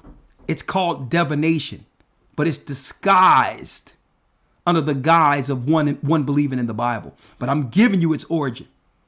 If they're not breaking down the word of the Most High according to prophecy and are giving you their own word, you're dealing with a diviner. Listen to this. The Baru priest, the interpretation of oracles and dreams was the basis of a long tradition of divination, which the Baru priest was expected to master. Hepatoscopy, or divination by the liver, was an ancient method of divination used by the Hittites. The Hittites were who? Sons of Nephilim. The Etruscans, as well as by the Babylonians. Listen to me clearly. There's more. it tells us here, we do not know how various configurations were interpreted, but we know that the ancient kings and their officers had a high regard for divination by the liver. Hittites and Etruscans, in common with Babylonians, also studied the flight patterns of birds as a means of divinations. We do not, now check this out, we do not know exactly what they look for, but diviners skilled in this type of divination regularly accompanied the armies of Babylon. So every place the army went, they had these diviners with them. Like you have Trump and all of them have their private counselors, their private spiritual advisors. Listen to me clearly. Babylon was noted for its astrology, but this different in important particulars from the astrology which developed in medieval times. Okay, Babylonian astrologers noted the direct winds and the colors of the stars, the occultation of planets and eclipse. The information provided the Babylonian astrologers was used in agriculture as well in matters of national policy. So they're making you believe that it's a separation between church and state. That whole thing you see in the Capitol, the Washington Monument, the Lincoln Memorial, the White House, all this is esoteric occultism. Okay? This is how they shape national policies, being led by demons they divine, that they conjure up through their sorcery. The Babylonian priests were constantly on the lookout for the abnormal. Any usual circumstance attending a birth, human or animal, would be considered a sign which needed interpretation. If an exorcist were called to the home of an invalid, everything which he encountered along the way would be considered significant. Now check this out, folks. The Babylonian, with his world of gods and demons, it was particularly important to have means of frustrating the forces of evil. A class of priests, as the Ashipu, specialized in counteracting the work of demons. A formula used in one of their spells. The Ashipu is like your Catholic priest who performs exorcisms. Now, an exorcism is not what Christ and the disciples performed. An exorcism is an agreement with one demon being a master to cast out a lesser demon. Sorcery. So here's another thing. If you have a pastor who performs exorcism, he was known in Babylon as an Ashipu. Now there's more. Check this out. The purpose of the Ashipu was always benevolent. He sought to help the sufferer who was physically ill. And in the sense of this work, anticipates the what? The physician. The Ashipu is your physicians, your doctors. Okay. Now I said earlier it was another name, but I wanted to get here. Your doctors under ancient Babylon would be the Ashipu of Babylon. Right? Now check out the Ashipu. Can do what? Navigate from their sorcery, folks. Their sorcery is powerful. And it's through this science they have kept power over the children of Israel. Listen to me clearly. Of course, in the academy, I'm going to be dropping the whole thing. We got the whole document here, but there's other. What I did was I ordered other books of ancient Babylon that I'm going to bring out, linking directly to the Arabs, folks. You think Esau is out of his mind. Wait till you see the witchcraft they're doing in Islam this coming Sunday. And it's all from ancient Babylon. Listen. The Ashipu, he sought to help the sufferer who was physically ill, and in the sense his work anticipates the physician. All sickness was associated with sin. in Babylon. So what did they know? They know that if you're not following the laws, you're subjected to a demon that makes one sick. Even the Babylonians knew this. So in order for them to keep us subservient, they keep our society under sin, immoral, doing evil, so that we're subjected to sicknesses. This is how they're able to get us like zombies to walk, to get an injection to actually kill us off. This is how they was able to program to do this, folks. Because they understand under sin, you're so confused living in sin, you don't know your head from a hole in the ground, up from down, left from right. Because the sin has riddled your brains. There's no direction, no moral standard. There's no foundation for you or your family. So you're easily controlled by who? The Ashipu, the Babylonian warlocks called doctors. Hold up, let me show you now.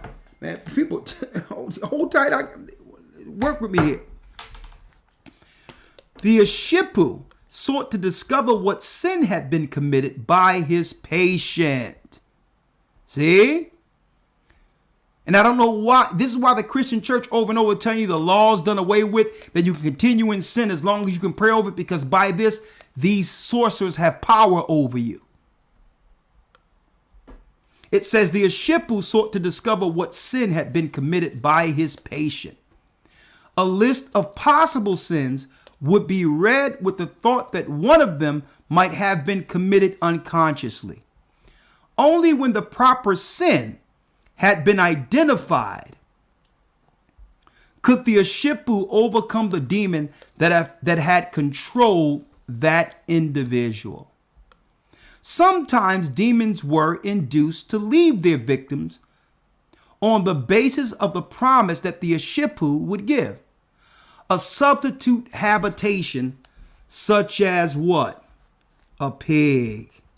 They would cast their spells and the demons would do what? They would suggest a pig to be cast into. The same as when Christ cast out demons. They requested to be sent into what? A herd of swine. Now, folks, here is why they made pork the other white meat. This is why in the law of God in Leviticus 11, it tells us our God, out of all the animals, there's only one animal he suggests not even to touch its dead carcass. Why? Because this is the animal all of the nations use to cast their demons into. Now, if you make that a delicacy within our neighborhoods and lower the market in price, where you price every other food out of the market, where we can only afford the pork, you can get a confused, demon-infested community to control.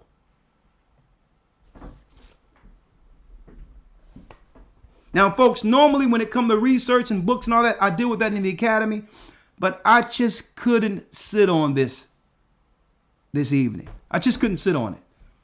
We have to show you what's going on, folks. The real, you can break their spells by denying certain things. Fasting from pig or anything unclean for the rest of your life will rid you of the immediate demons that have been attacking us and our families automatically. That's right. This is how it goes. They'll sell you the pork after they pray the demons in it through possession. And then they control you. You're their servants because they control the higher jinn that control the demons they cast in the foods. It's an old Babylonian ritual. And even in our Bible, it shows Christ casting demons into swine. Yo, folks, when the Most High says he's going to show you what's up under her dress, we giving you the core ways of how they've been casting spells on us, making it where we're mentally ill, confused, doing things we don't want to do, but not realizing we're being ruled by a higher spirit they control. more. It says here, let me it says here, a substitute habitation such as a pig was sometimes offered, and other times the demon might be bribed with a list of gifts that would be as a reward for leaving his victim. Another technique was to drive the demon from his victim. This might be done by preparing what? Medicines. Yeah, psych medicines and all that, folks. We are exposing the whole pharmaceutical apparatus. This is why when they give you something, they tell you about all the side effects that comes with it. It comes with a demon. More. Sometimes demons could be fooled. One recognized means of doing this was by placing an animal on top of a sick man. This is what the Babylonians did. They're priests. By following a prescribed ritual, the demon might be persuaded to enter the animal instead of the human. One such prescription reads the suckling pig and set it level with the head and the sick man. Folks, why do you think before we had what you would call corona, they was talking about the swine flu? The pigs they use, they want to inject in people. Folks, it's the same agents they're using. These are demons they're injecting in people, attacking. Anything that go into your cell is an attacker. This is high priest Babylonian magic industrialized on steroids. Is what we're witnessing right now under the Code 45 virus. Everything they told you was a lie. This is the priesthood. Gates, all of them are a part of it. It's an ancient Babylonian priesthood to keep the children of Israel under subjection. And the only way to break free from their bonds is to repent and follow the laws of God to get our mind straight. We must fast from Babylon. We must get off Babylon. Get off her breast. We must fast from her.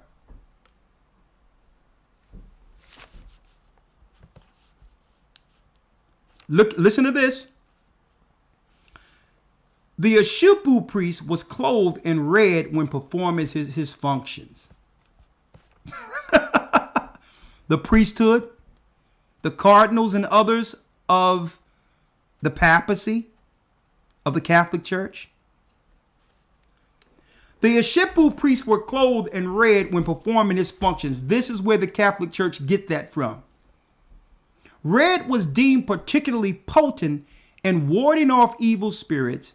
He might also be dressed in a fish-like skin to emphasize his relationship to the wise god Ea. Oh, this is why the Pope wear a fish crown to Dagon? The Babylonian fish god Dagon?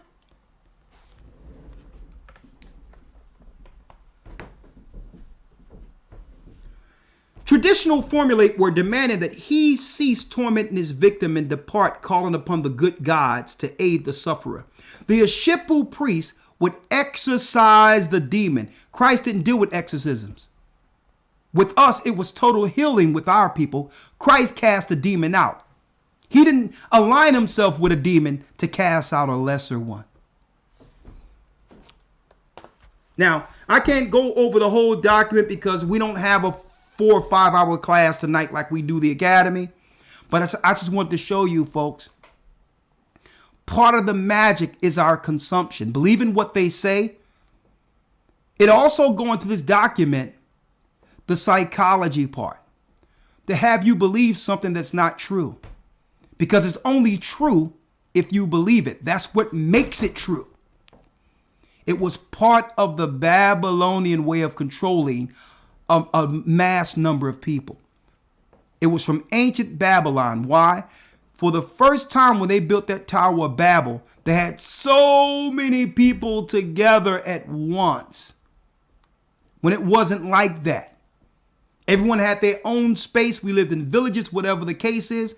And at any time, our people would go back to the Noahic laws, the laws of our father, Noah, Seth, Shem, whatever the case might be, the righteous line. Nimrod was afraid of that. How do I control so many people who have a tendency to be spiritual, to serve the God who saved them through Noah's Ark? I must set up psychology, and I must set up science.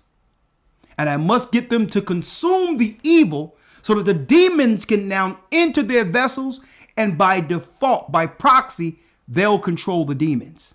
If they control the demons, they got the person. Okay?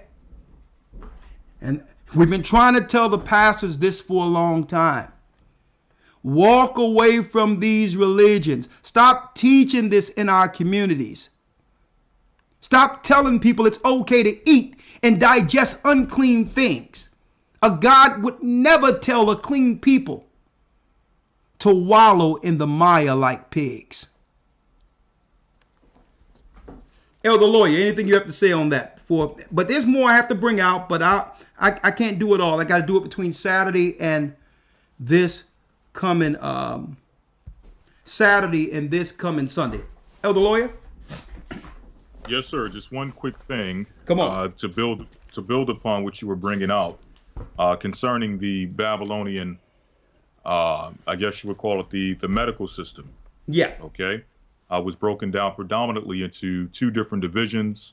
The physicians, okay, who are called the Asu, right? I'm going to read something out of this book called The Babylonians, okay? Man, we giving them everything tonight, right? Man, listen. Yeah, go ahead. I'm going to usually we do this in the academy, but come on, go ahead. Absolutely. I'm just going to read an extra because you brought out pretty much quite a few things that are mentioned in this book about those two divisions of the medical field. This is a book called The Babylonians by H.F.W. Sachs, okay, from the Folio Society. It's two things I want to highlight, right? This is on page 380. It says, the Babylonians and the Assyrians regarded disease as being of supernatural origin, which you brought out. They didn't separate sickness from supernatural or spiritual forces. Now, the reason why I'm bringing this out, obviously we know it's similar with the Hebrew culture, but the reason why I'm bringing this out is that people in the ancient world did not separate sickness from demonic possession or demonic attacks or some type of supernatural origin. In this society, as the elder is mentioning, they've industrialized it. They've given it a new covert. They've given it a new veneer to where you don't associate sickness anymore with something that is supernatural, something that is from a demonic or spiritual attack, right?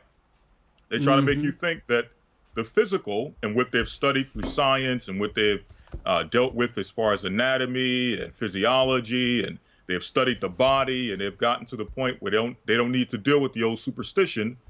But the fact remains is that sickness still has its origin or still has its connection with the spiritual world. It says here, the Babylonians and the Assyrians regarded disease as being of supernatural origin, and magical texts and omens are full of references to diseases reflecting this belief. So we got records here in this book, diagnostic texts, and even more information going into what the Babylonians believed when it came to sickness. I'll read just a few things out of that before closing this out. It says, our main knowledge of Babylonian medicine is from diagnostic texts, which mainly give lists of symptoms, and from texts which contain prescriptions for the treatment of various complaints. Now, here's the key thing I wanted to read, because when you go into the diagnostic texts or their translation of these texts, notice if you hear anything similar to the modern medical field. Okay? This is page 381. These texts dealing with symptoms and maladies were edited in antiquity, probably in the Kassite period, and to which Assyriologists call a canonical form, meaning a final standard wording. Check this out. It says here, if the door of someone's house where the sick man is lying cries out or creaks like a lion, he has eaten something which is taboo to his God, he will drag out and then die. That's a diagnosis. If the exorcist sees a black dog or a black pig, the sick man will die. If the exorcist sees a white pig, the sick man will live. Now, let me read one more before closing this out. If a snake falls on the sick man's bed, the sick man will get well. Now, these are omens, and these, this is going back to the superstition of the Babylonians. But nonetheless, notice how, based on whatever omen has been declared by the witch doctor or the physician, he makes a proclamation that this person has no chance of living. The person will die. There's no hope of healing. There's no hope of restoration. If this is what we're seeing in the omen, if your door creaks too loud, that means you're going to die. Now, it may not be as superstitious in today's medical field, or outright superstitious in today's medical field, but it's still the same spirit behind it. How many times have someone come into the room of your mother, your father, your aunt, your uncle, grandfather, grandmother, and told them, or told you personally, that based on something that they've seen in their records or something they've seen in an examination that was done on you, you have 3 months to live. There's no hope of, restoration. There's no hope of healing. You have 3 months to live, or you have 6 months to live. And through the Spirit of the Most High, you live well beyond that. The ancient Babylonian priests used to do the same exact thing. They would come in, or the physicians would do the same exact thing. They would come in, make a declaration. If this is going on, you're going to die. There's no hope of healing. There's no hope of restoration. You're going to die. That same exact thing is carried on today. Of course, it's more scientific, okay, more medical knowledge, so on and so forth, but it's still the same spirit. Elder Lawyer, I really appreciate it. I mean, that's some key information, because a lot of us think all things are relative. They believe we go into a doctor, we have a sickness we ran into, or it just happened organically, and the doctor is giving me something to fix my issues. They don't even understand that sicknesses was used, believe it or not, even in ancient Babylonian time, as a form of control, where you would be at the behest of that priest to be healed. Right. Okay, and it's not just temporally. You would be at the behest of him. And see, this is why they had a problem with Christ, because Christ cast out the demon. You were whole. You were finished with the demon. But different than the Babylonian system, it wasn't about you being cured and all that. It was about you actually being what? You would actually be what you would call a repeat customer of that priest all the way to the time that you're dead. You'll be subservient to him based on what? Being in debt to him, because he's controlling one demon to the next that you are consuming, and you're going to him for the answers. Now, in order to do that, they had to make it where there was a psychological component that America picked up. Now, we went over this in the academy, but I want to show brothers and sisters this real quick, if you don't mind, Elder. Hold on. Let me show it. Yes, sir. There's something here, right? Let me get it here. Let me get it. 1 second here. There's something here. Stick with me here. Let me show you. Now, this is MD. Information you can research on your own. This is WebMD. They're telling you right out, folks, what's going on. Let me get it for you. 1 second.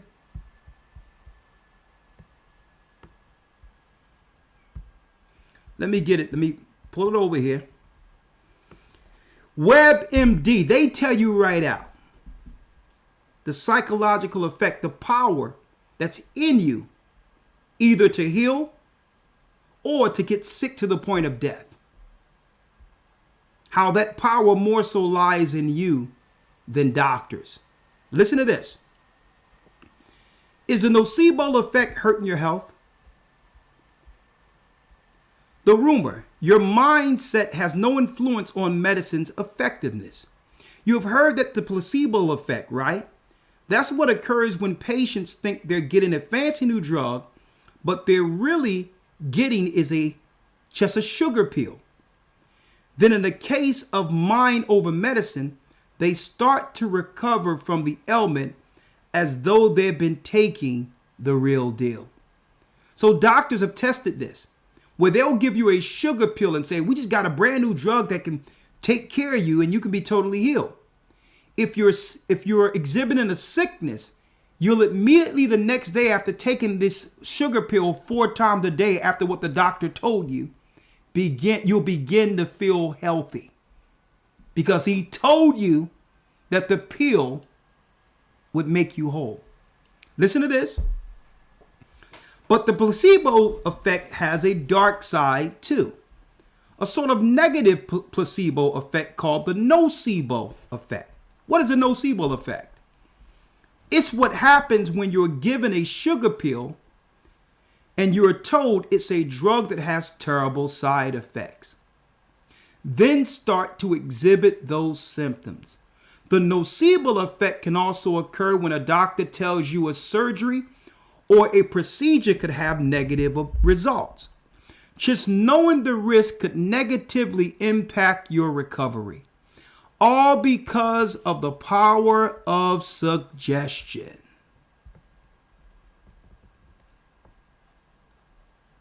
Because you respect your doctor's education and his knowledge of the body, when the doctor tells you something, you'll believe it. Folks, that's a priest. That's the power of a Babylonian priest. If he tell you something is wrong as a sorcerer and tell you the effects of it, the next day you'll begin to feel bad. You'll begin to feel the symptoms he said you would receive, you would exhibit. Why?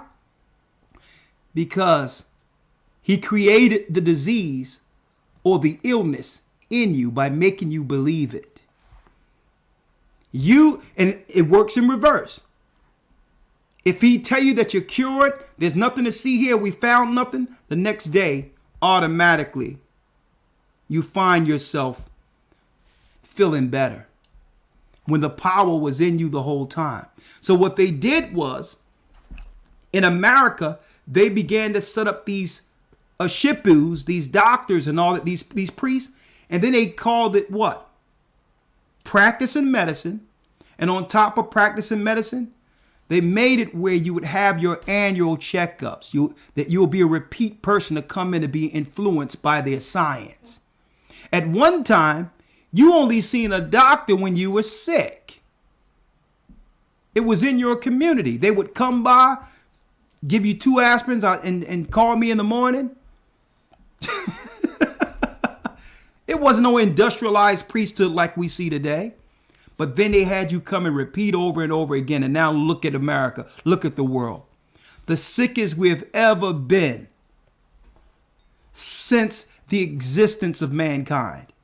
Why? Because we're totally engulfed in sin under a Babylonian priesthood. So how do we break free? Elder Lloyd, anything you have to say on that? Just on that point, it seems like with the more scientific and medical advancements, the more people are getting sick. You would think it would be the reverse. Yeah.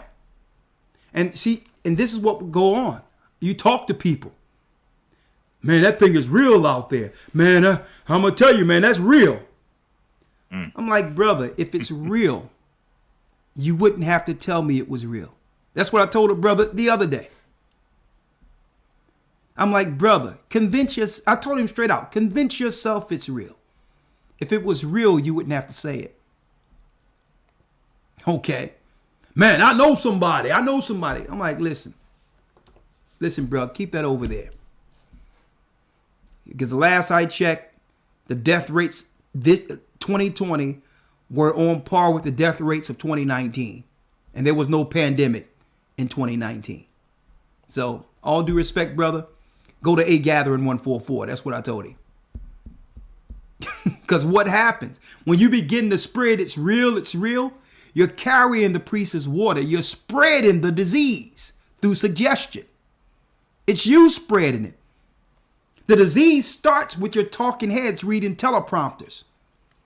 And they begin to spread it through what? The principality, the powers of the air, over the airwaves. And then you begin to carry their water. And people say, yeah, I woke up today and I couldn't taste. Oh, because the television told you that the symptoms of COVID was you can't taste. It's the nocebo effect. Anything? Gabar. Oh, Gabar want to come in? Let me bring in Elder Gabar real quick. Hold on. The nocebo effect. My man, Elder Gabar. Where's it? Let me bring him in real quick. I know I can see him. And then I'll open up the calls, if we may. Where's Gabar? Hold on. Oh, there he is.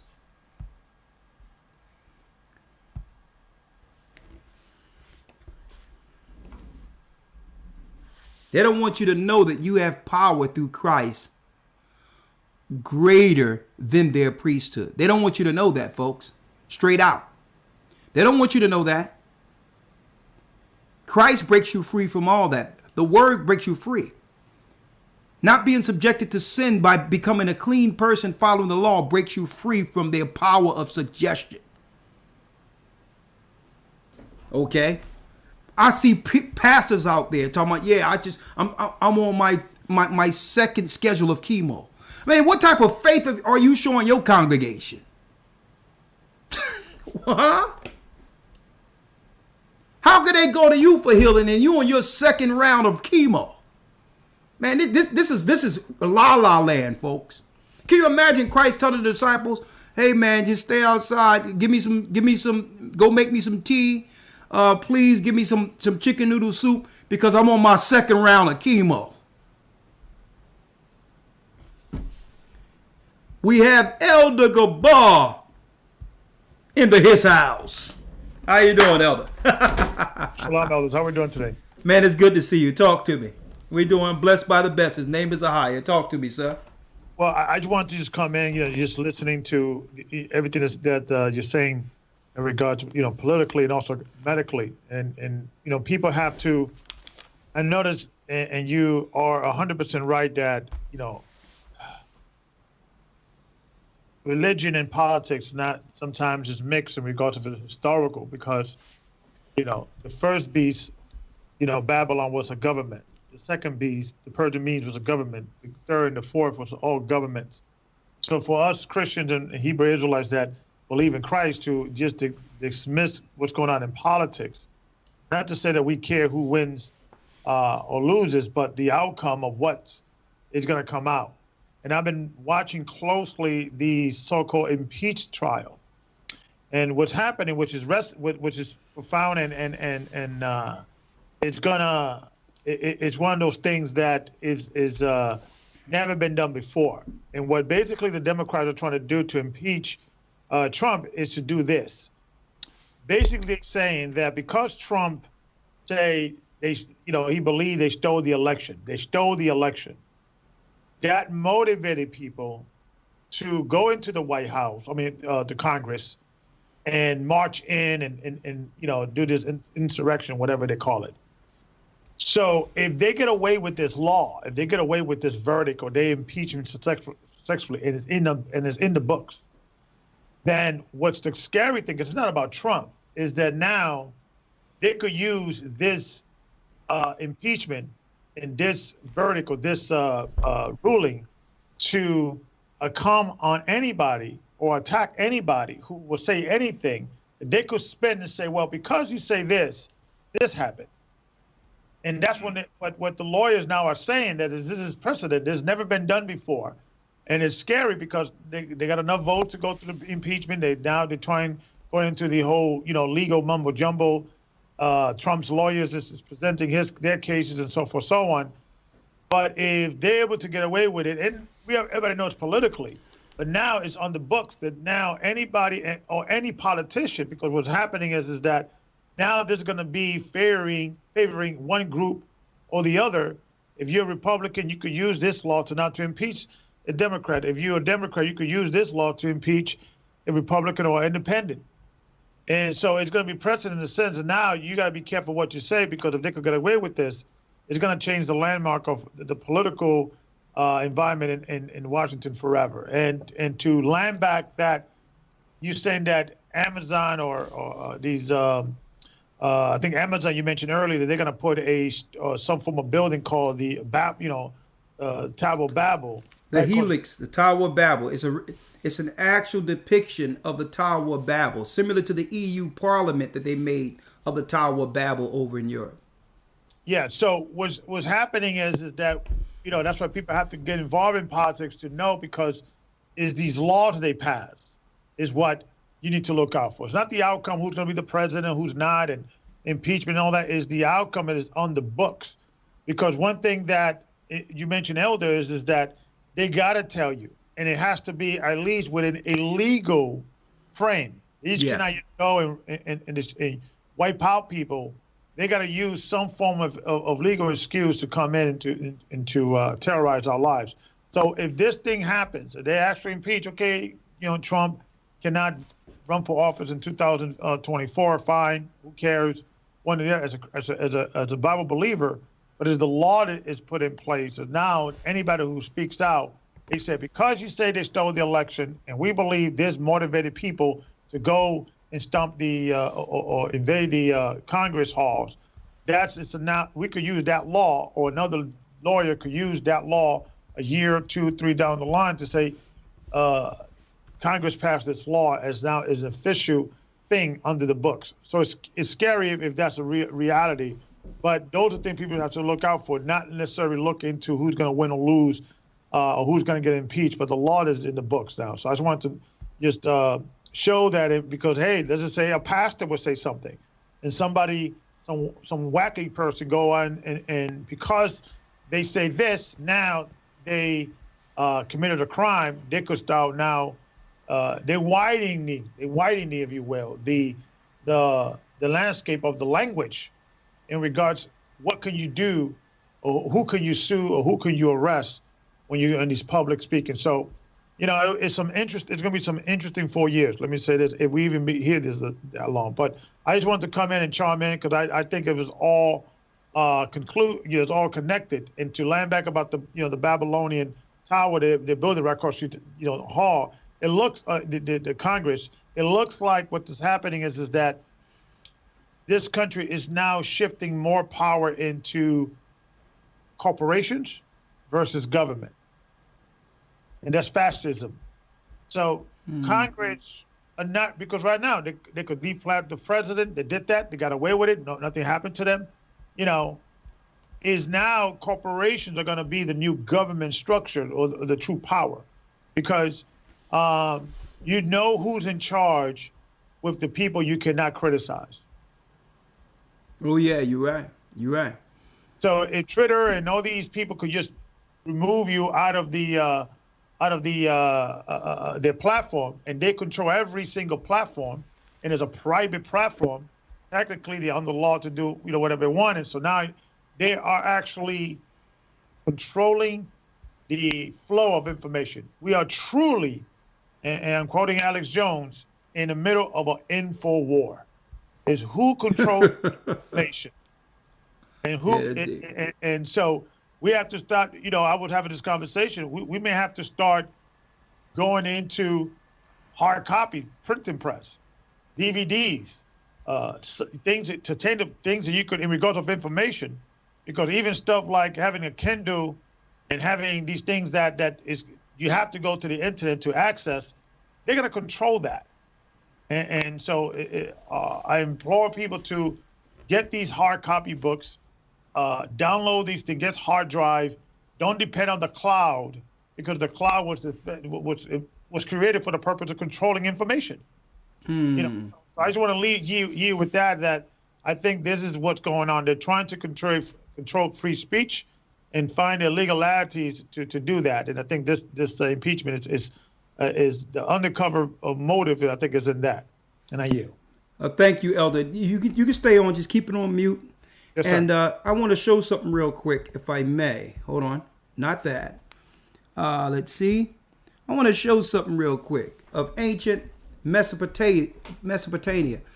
There was a ancient king by the name of Akkad, Akkad, who was really Nimrod in the Mesopotamian area.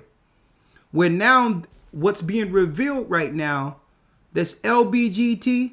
Now, I know y'all don't know that they got other letters associated with this thing. LGBTBI.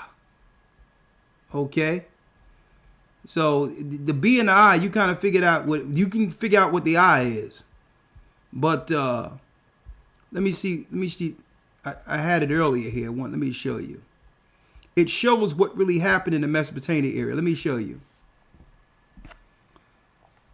The LGBTBI, homosexual was accepted in the first human civilization.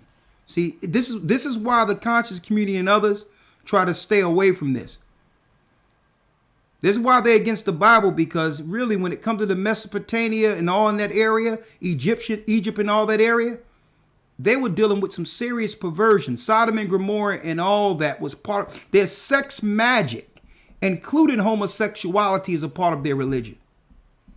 This is why when you have people like Dr. York, that the conscious community try to sweep it under the rug and won't say anything about it. They won't come out publicly together and denounce it all together, because why? They know what was going on over there in Atlanta. Those freak parties in Atlanta. It was part of their rituals. Now listen to this. This is why America now is pushing what it has always been, behind closed doors. They used to be in a closet. But since Babylon is being revealed and the Most High is showing you what's up under that dress, she's now revealing what she's been the whole time. Babylon, Sodom and Gomorrah, all of them in control.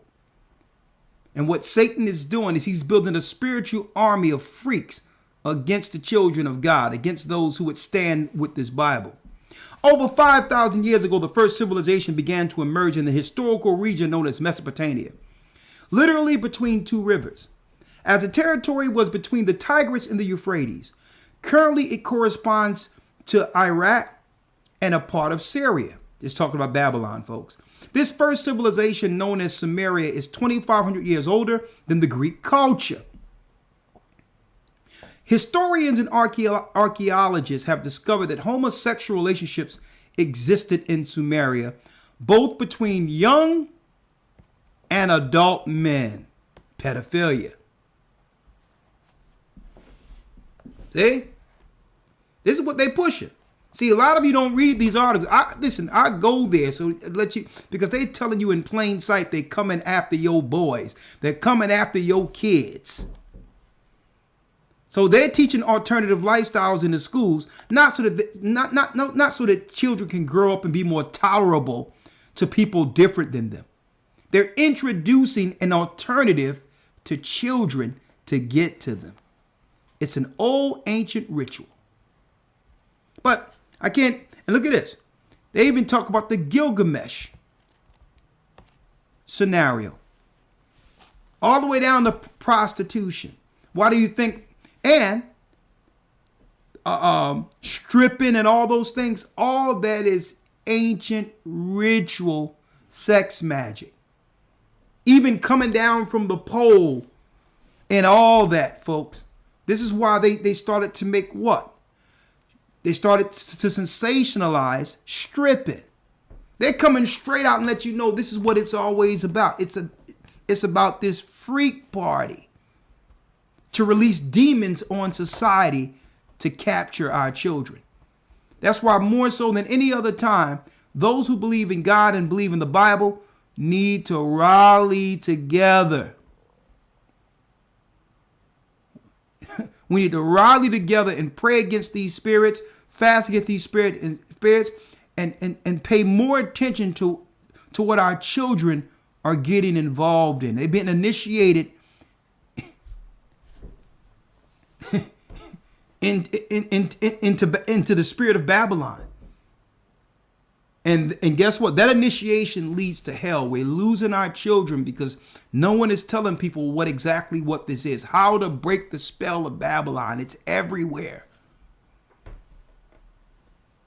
So make sure, let me put it like, make sure that if you have children, whatever the case is, brothers and sisters, make sure that if their school is teaching anything outside of regular curriculum, be prepared to get your children out of these schools.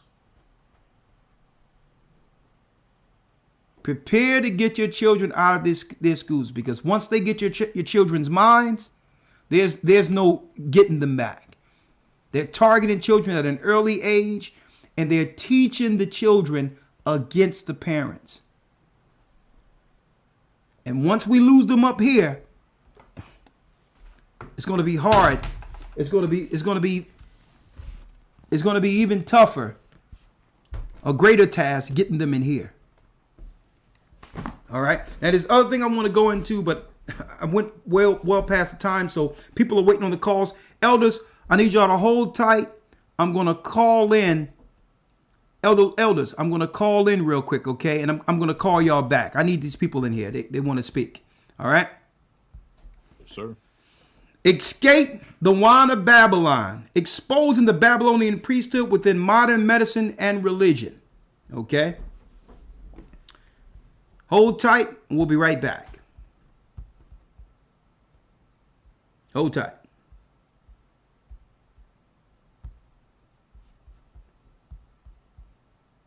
The Bible.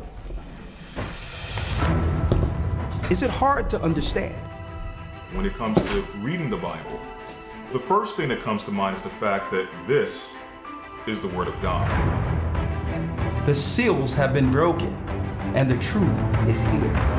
And when we go throughout the scriptures, when we go throughout extra biblical records, we find that the language that God employed, that He used to create the heavens and the earth, was the Hebrew language. Christ said, I came for the lost sheep of the house of Israel. But yet no one, no religious leader, no religious church out there anywhere can now identify the 12 tribes of Israel. Can we? God is quite simple, but it seems as if man makes understanding Him hard. What are those mysteries? The truth of your book. And the truth will make you free. The Hebrew and Bible Academy. You're invited.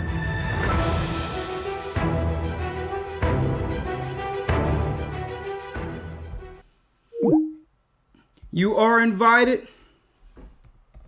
Hold on.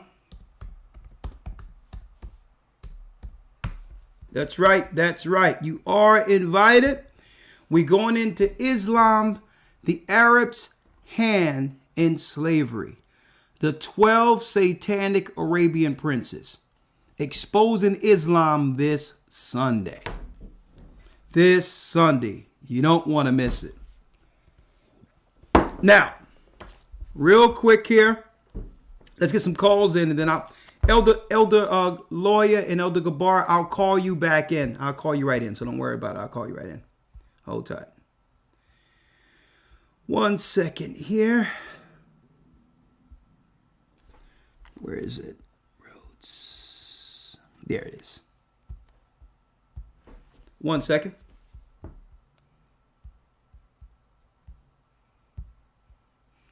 Okay, I'm opening up the lines now. Hold tight.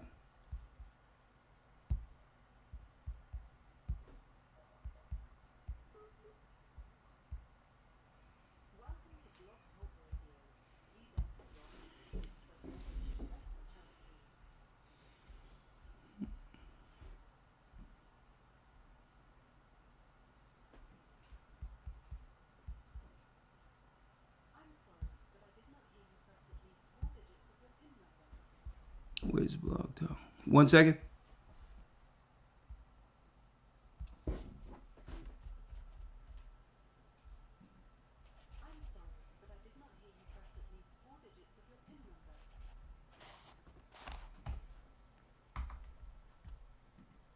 1 second.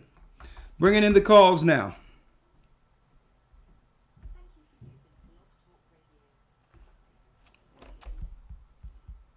All right.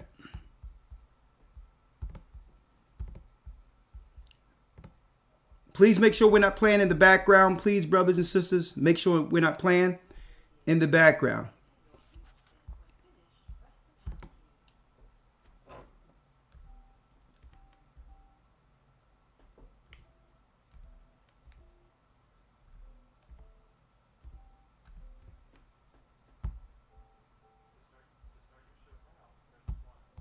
Okay.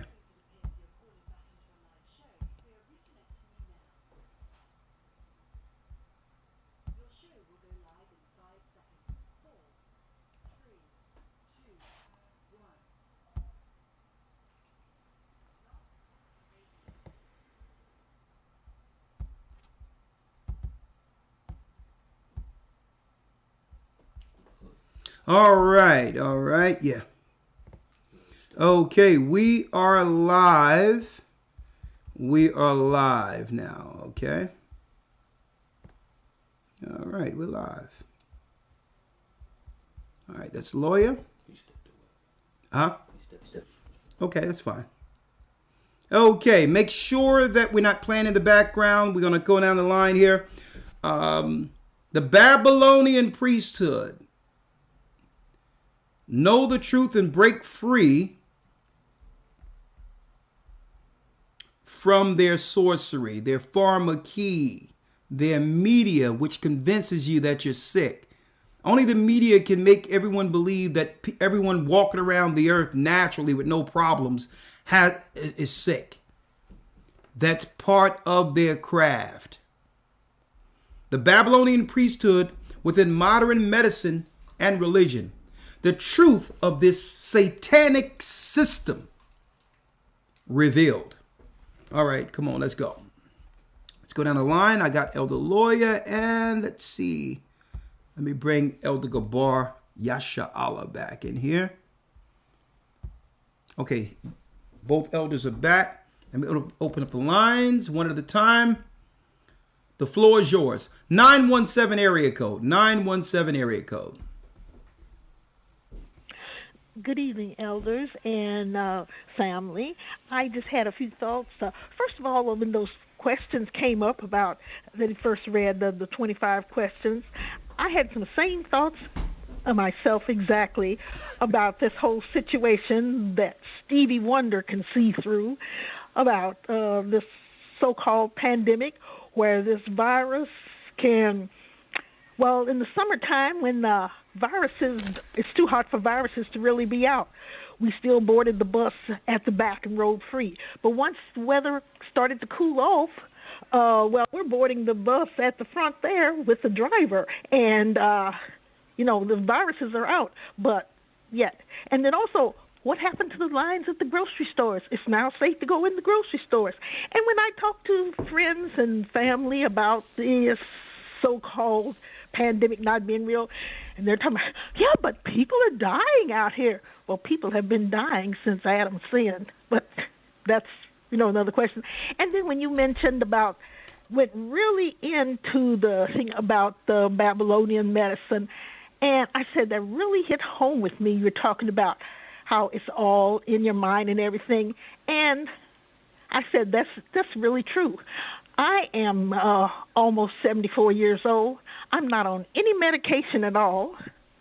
I feel fine. Nothing's bothering me. Good. And people don't believe. And I happened to say something one day when somebody was saying something about, you know, you're special. You got this, well, with your Medicare program, you can get the special thing with on your prescription drugs and blah, blah. Well, I didn't want to take time to listen to his spiel. I said, look, I'm not on any medication right now, so I don't need to hear that.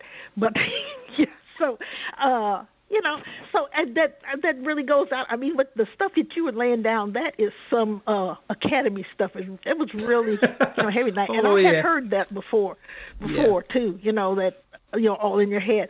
So I said that was some really good information. It was a really good show tonight. But that's all I have to say. Well, bless you, sister. You don't got to go yet. I'm going to place you on hold. But, yeah, you know, Hey, the people out there who support this church, they out here, even if they can't get in the academy, they need to get some good stuff too, right? But let me tell you this. We need to know this information, the psychological warfare, which is at the heart of their Babylonian control. The only way they can control so many people is through deceit. They had to set up a system in which people would police and control itself. It's too many people for them to control. So it's up to us to break free from it and not be controlled by their deceptions.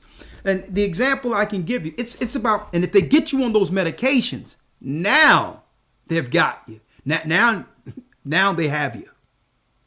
If they get you on the stuff, now they have you. Like, for instance, I used the example, and I talked about it in the academy a while back. Oh, man, that's hot, Elder Gabar, what you got there. I let everybody see that thing. Hold on. Wait. Let me get that away. That's pretty. Go ahead, guys. Oh, boy, you getting it in. I Am Fit podcast. Anyway, that looked nice. But anyway, that's real nice. You need to show me how to do that. But anyway, straight out, brothers and sisters. I go to a doctor's office, I had to get a note for a few things because I like my, what you would call, informed consent. Which means I need notes. I'd rather have notes than have someone inject something in my system and now I'm at the behest of the demon that's behind the poison they've injected in my veins, right? But I'm speaking to the sister, and the sister, how you doing, whatever the case is, and she comes in. Oh, I ain't see you in a while. I'm like, yeah. In my mind, it can be a long time before you see me again, too, right? Nurse, she didn't know any better, so I'm not. I don't disrespect them. They're doing the best they can with what they know. Right? So she take my blood pressure and she look at me and I'm like, boy, yeah, your blood pressure is high. I'm like, I'm not taking medication, okay? And then she look at me and say, well, aren't you afraid to catch a stroke? She's trying to project all this stuff on me. And I looked at her, I'm like, listen, sister, you know why my blood pressure high? Because you came in the room and I had a feeling that that you would assail me with this negativity. And she's looking around. And she storms out of the room. Say, yeah, you are raising my pressure. She stormed out of the room. The doc, what's up, doc? I knew him for years. He comes in. He was like, well, don't worry about her. She's really new. I'm like, listen, everything is good. She raising pressures up in here. He says, but Rich, you probably need to take a good look at that. I'm like, doc, do me a favor. I need you to grab that old blood pressure. The one you pump. I need you to grab that real quick, doc, and I need you to do my blood pressure so I can see it. Because she was using the machine. He went and did this thing and then he let the air out. Y'all know those old gadgets? And he was like, your reading is normal. I'm like, yeah. I'm like, so I need that note, please. Thank you, doc. I appreciate it. My pressure was normal, but the machines were rigged. The machines gave me a reading that wasn't so. And then I asked the sister on my way out of the doctor's office, how many people have you diagnosed with high blood pressure with that fake machine up in there? With that electronic evil reader? I'm like, the whole hood is probably, I'm from North Philly. The whole hood go to this doctor's office. Everybody running on medication don't even realize it. It's the machine that gave a false reading. And I told the sister, I like, listen, sis, you're the reason why my pressure is high. Yeah. It's all good. Get out of my way. Okay. I'm about, and told him I'm about to go get me some, jerk chicken. Get out of my way here. 470 area code. Let's go. 470. Let's go. All right. Okay. It's okay. 512 area code, then 702. I'll come back to 470. You probably just stepped away, didn't know. All right. 512 area code, then 702. I'll come back to you. 470 if I can. 512. Shalom, elders. Shalom. It's Sister Diane. Hey, Sister Diane from Cologne. Hey, Sister Diane. Yeah, we need some of that raw milk. Talk to me. Yeah, my spirit really resonates with the message you're bringing this evening, and I just have to say that I'm so with you when you say that sickness, it really starts in the mind and it ends in the mind. I mean, we can end sickness if we believe that we can in our faith and the works. You know, faith is dead without works, so our works are really important, and eating according to Scripture is essential. And you know, since you mentioned the raw milk, I'll mention it too. But you know, it's the raw milk was AHAYAH's medicine before they brought in these pharmaceuticals, these Babylonian pharmaceuticals. Just like, you know, we were given a cuisine to eat before these Babylonian edibles were introduced to us to make us the way we are now, sick. And I'm just so blessed to know from AHAYAH what to eat and what not to eat. And I don't know what it's like to go to a doctor anymore. I mean, I did for over a quarter of a century, but not anymore. And so they had to take the raw milk and they had to demonize it. Because if they didn't demonize it, they know how powerful of a medicine from AHAYAH. They know what a powerful medicine it truly is. So they had to first demonize it, move it out of the way, get rid of AHAYAH's most potent medicine, which is also a food, nourishment to our bodies. They had to move that out of the way and introduce the Babylonian pharmaceuticals, which every single one of them, every doctor will tell you, every single one of these Babylonian pharmaceuticals has side effects. So I'm going to send you, Elder, within a few days, the ebook that I wrote about the raw milk, and you'll read it. When you read it, you'll be completely amazed at how these medical doctors, the quotes that they make, how they say that raw milk used to do this, that, and the other thing. All kinds of sicknesses just beyond our imagination. And even in the hospital, raw milk was used. So I can't wait to send you the book, but I will send it to you. Well, sister, listen, I'm going to need some of that milk. We've been talking about that milk for the longest. I'm going to tell you, who knows what's going to happen when I throw that thing up in the refrigerator and God and log that thing down. It's going to be a good thing. So this milk better be right. I'll tell you that. It got to be sweet. But on a serious note, sister, if other people need to get your milk, how would they go about it? Well, I don't actually produce the milk. I find farms for people where they can get the really nutritious raw milk, because raw milk, if done right, is everything. So I have a website, and what I do is I just guide people to farms that are really good in producing proper raw milk. Okay. If you don't mind, say the website live. We got over 3,000 people here. Somebody go there and we'll probably link up with you and see if we can do. I'm going to try to find something. Probably the Amish people here in PA, but give us the website if you may.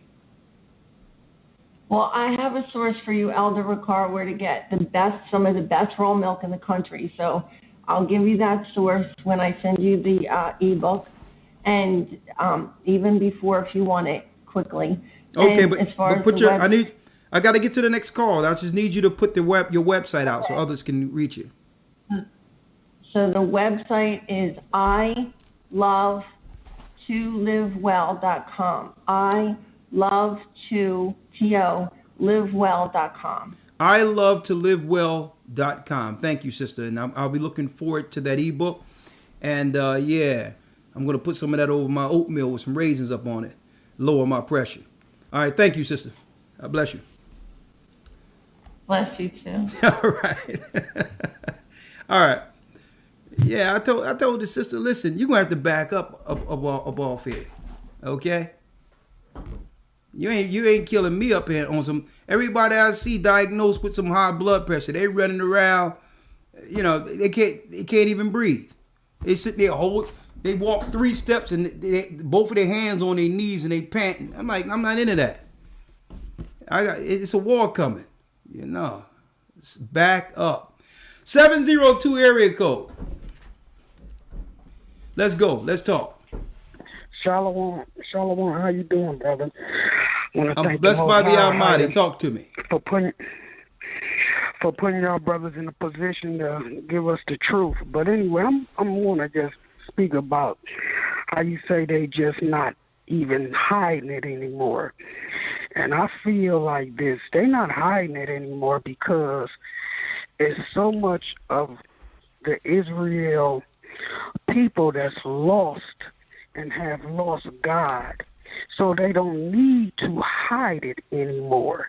When people is walking without the truth and people have no knowledge of trying to seek God, just like you made a comment earlier, like how they glamorizing the stripper industry, making that you can fill out an income tax form for being a stripper. So, and I remember, I'm a 78 baby, so I remember when our people was nowhere near like that. We had some type of morals that if we seen people with tattoos all over their body, we was like, that's demonic. It's nowhere near with our people like that now. You know, so what I see and what I observe in these streets, we so much lost and not seeking God. Of course they putting it in our face. Putting it in our face like these people ain't seeing it and they not refusing to wake up. So that's what I want to make. Just wanted to make a comment on and saying thank y'all brothers for everything y'all doing. Much love. I love y'all. Keep up the work. Well, bless you, brother. Bless you. And thank you. Great points.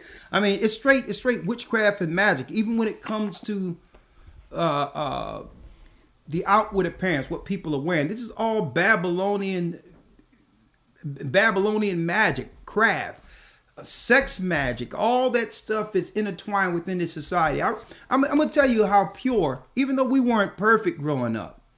But I think the 80s and people who were living in the 80s, early 90s, we had the last bit of what was left of wholesome.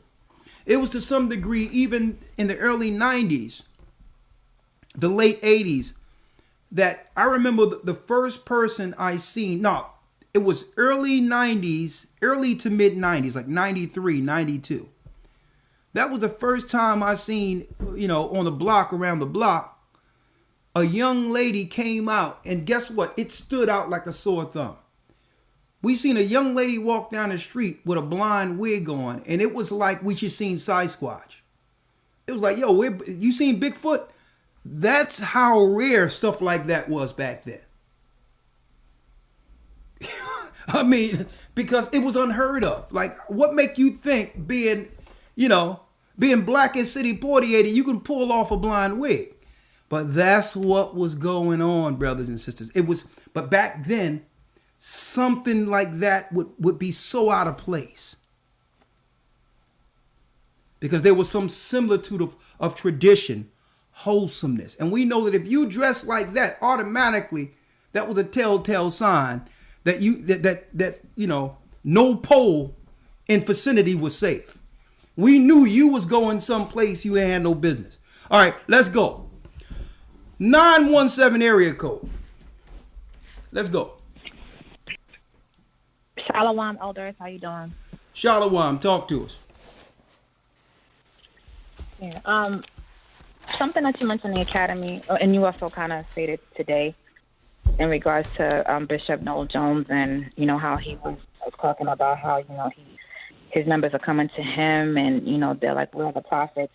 But I felt bad when you brought it out in the academy, but then I felt bad, but then I kind of didn't, because when I was in the Christian church a while ago, he used to come to our church often and preach. And if you hear Bishop Noel Jones preach, especially back in the day in the 90s, I would say about the 90s, he his sermons, his philosophy, and when you're hearing him speak, it was like it's almost to the point where you would have to have a dictionary to try to understand what he's saying. Okay. So I can't for the life of me understand how a man who is so intellectually in doctrine and what the theologians would give him, that he doesn't understand what he was doing.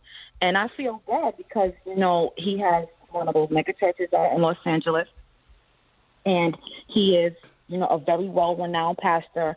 And then now, because of the pandemic, why didn't you tell your congregation that this was going on? And a second thing to add, you know the Clark sisters, right? Yeah, the Clark sisters, of course. Yeah, my mother grew up listening to them. Yeah, of course. Okay, so the second thing, and I'm tying it all together, on February 5th, Karen Clark shared her husband is a bishop in the GOCC Church. He's actually on the general board of GOCC. And on February 5th, they had a courageous conversation about the COVID-19 vaccine. They had a guest of panelists, and one of the panelists was our very own world-renowned, and I mean this in a sarcastic way, Dr. Anthony Fauci. So during the conversation, they, you know, Cameron Clark's husband stated that he took the jab, his wife took the jab, and that's depressing enough. I mean, you know, because I love the Clark sisters, but anyway, one of the questions that came up that I felt was kind of interesting is that they asked, is it true that some people that have tested false positive for HIV after receiving the vaccine? So as per Dr. Anthony Fauci, well, there's a vaccine that is not used in the United States that has this part of its backbone that has a protein that is a HIV protein, but not the HIV virus, but it could induce antibodies against HIV, making it look like you have HIV. But that is not, first of all, repeated again, that is not the situation with the vaccines that are being used in the United States. So then the panelists, the facilitator, and Bishop Shears went on to the next question. So I'm like, wait a minute, hold up. If he's telling you that, the next question should have been, well, what vaccine is this, and what countries is this being distributed in regards to the vaccine that is leading people to test a false positive for HIV? So I was very disturbed by the whole thing. And it kind of ties into what you're stating today, that, you know, the false Babylonian priesthood, and already, it's, you know, there's rumors circulating that Cameron Clark Shear's husband could be the very next presiding bishop of GOCC. And for all of these people that you are misleading, it's heartbreaking, and especially given the fact of who your wife is. And then just about all of her sisters are in that church, with the exception of one. So it's just very, very heartbreaking to see that what you're saying, I mean, you've spoken about this before, but we're seeing it right before our very eyes. So I just wanted to say that. Well, thank you. Yeah, we're gonna go over those 25 questions again in a couple of minutes, but I need so the brothers and sisters can know what we're talking about. We played this video in the academy, fair use, where this guy right here was one of the diviners we were talking about. This guy right here, the pastors all got together, I guess some black pastors, trying to figure out, well, what are we going to do to get in front of this this disease? You know what I mean? Like, obviously, we need some answers amongst pastors. And this guy said he going to bring the prophetic. There was no Bible nowhere. Simple as the day's old. First of all, God bless you all for coming on. It's a privilege to fellowship with you all. Fair use. Bishop Jones, greetings. I called you the other time I couldn't get you. I want to say God bless you for Bishop Jones. He was a blessing to us the other time. In this season, I believe. In this season, he believes. No Bible nowhere. That God wants to the body of Christ to hear him. Because as Bishop Noel Jones was saying, many believers still don't understand what is going on. And I believe we got to come to a point where we develop spiritual capacity to know what God is doing, what God is planning to do ahead of time. And that is where the prophetic is very, very important. So that's not where the Bible is important. That's where the prophetic is important. Now, I'm not going to play the old video. Y'all can find it yourself. But in a nutshell, the prophetic for this guy is give him some money, sow a seed in him, and he'll give you the directions for your life. That's prophetic for this dude. So what happens? At the very end, Pastor Noel had this to say. Of manifestation. I didn't know God would strip us naked. I didn't know. I just said it. Everybody I heard in 2020, only Passion Java said to me that this is a year of the rat. And then, of course, the bat is a rat, and here comes a pandemic. I said, and I'm not prophetic in my calling, but I said that this is a year of manifestation. I didn't know God would strip us naked. I didn't know. I just said it. Fair use. Why don't we take this gift to the hospital? When Jesus did all of this stuff, he said, go show yourself to the priest. Why don't we take some of these gifts to the hospital instead of taking offerings from church folk over diseases and stuff that they have? Why don't we take it to the hospital where a doctor can prove what it is we said happened? Hallelujah. I am a biblicist. Understand this. Kevin, Simon, all of us guys are biblicists. Yeah. We believe that there's nothing we gonna get that don't come out of that Bible. And this is why the people are mad now, and we're losing people all over the world because we have projected things that have left them wounded. My church is saying to me now, they're saying to me, and they leave me broken. Come on, man. Because they're saying to me, my God. Why didn't you tell us this was coming? And why didn't the prophets, we've had all the prophets, we gave them all our money. Wow. I'm sorry. I think they're broken, and I'm working my heart out, trying to recover. Yes, people who are broken, who don't understand. Thank you. What we did. What we did. You know why? I'm going to tell you right now, that pastor and others are being called to pray over people in their congregation who they think might have this stuff. They're burying people who was a part of the church, and the congregation is saying, we gave you all of our money. And the pastors have no answer. We gave you all of our money. You are the watchman on the tower who is supposed to warn us of this. And if it's here, you're the pastors who are supposed to have the unction and the spirit to heal us. This is where we are. And he said earlier, we're losing all of our members. He's broken. They're coming to him now and saying, where's your prophecy? Where's your healing spirit? It seems like you've replaced the undertaker. You're just here to bury us at this point. Let's go down the line. May the Most High have mercy on his soul, and hopefully this is a sign for him and others to come under the knowledge of the Most High and become a biblicist.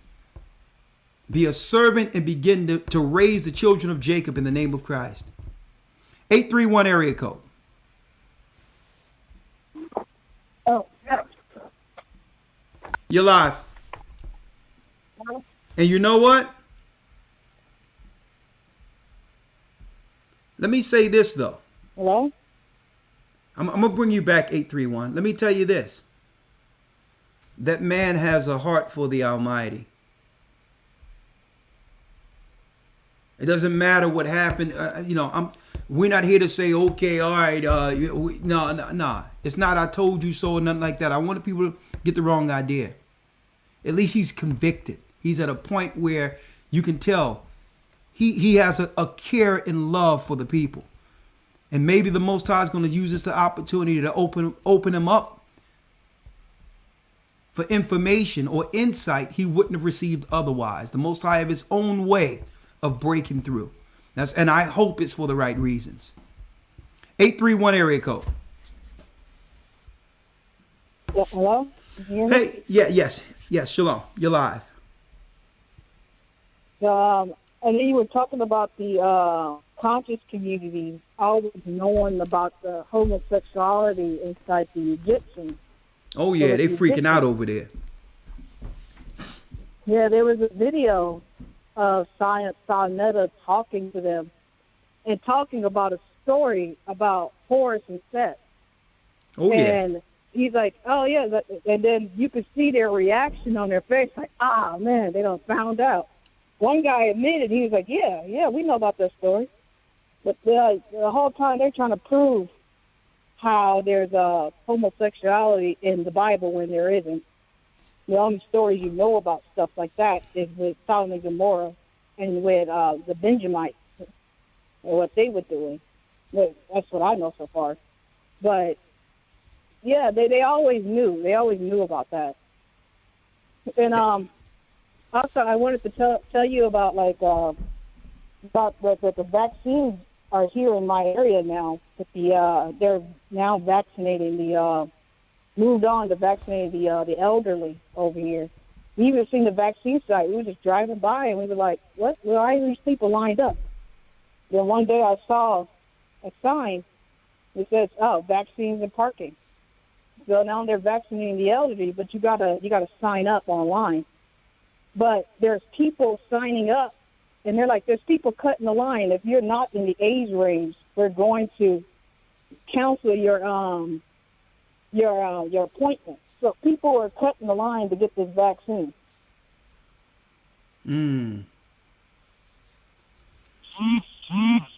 So let me ask you, when it comes to your immediate family, is there anyone who would hear any level of understanding to what this is when you try to tell them within your circle? No, unfortunately.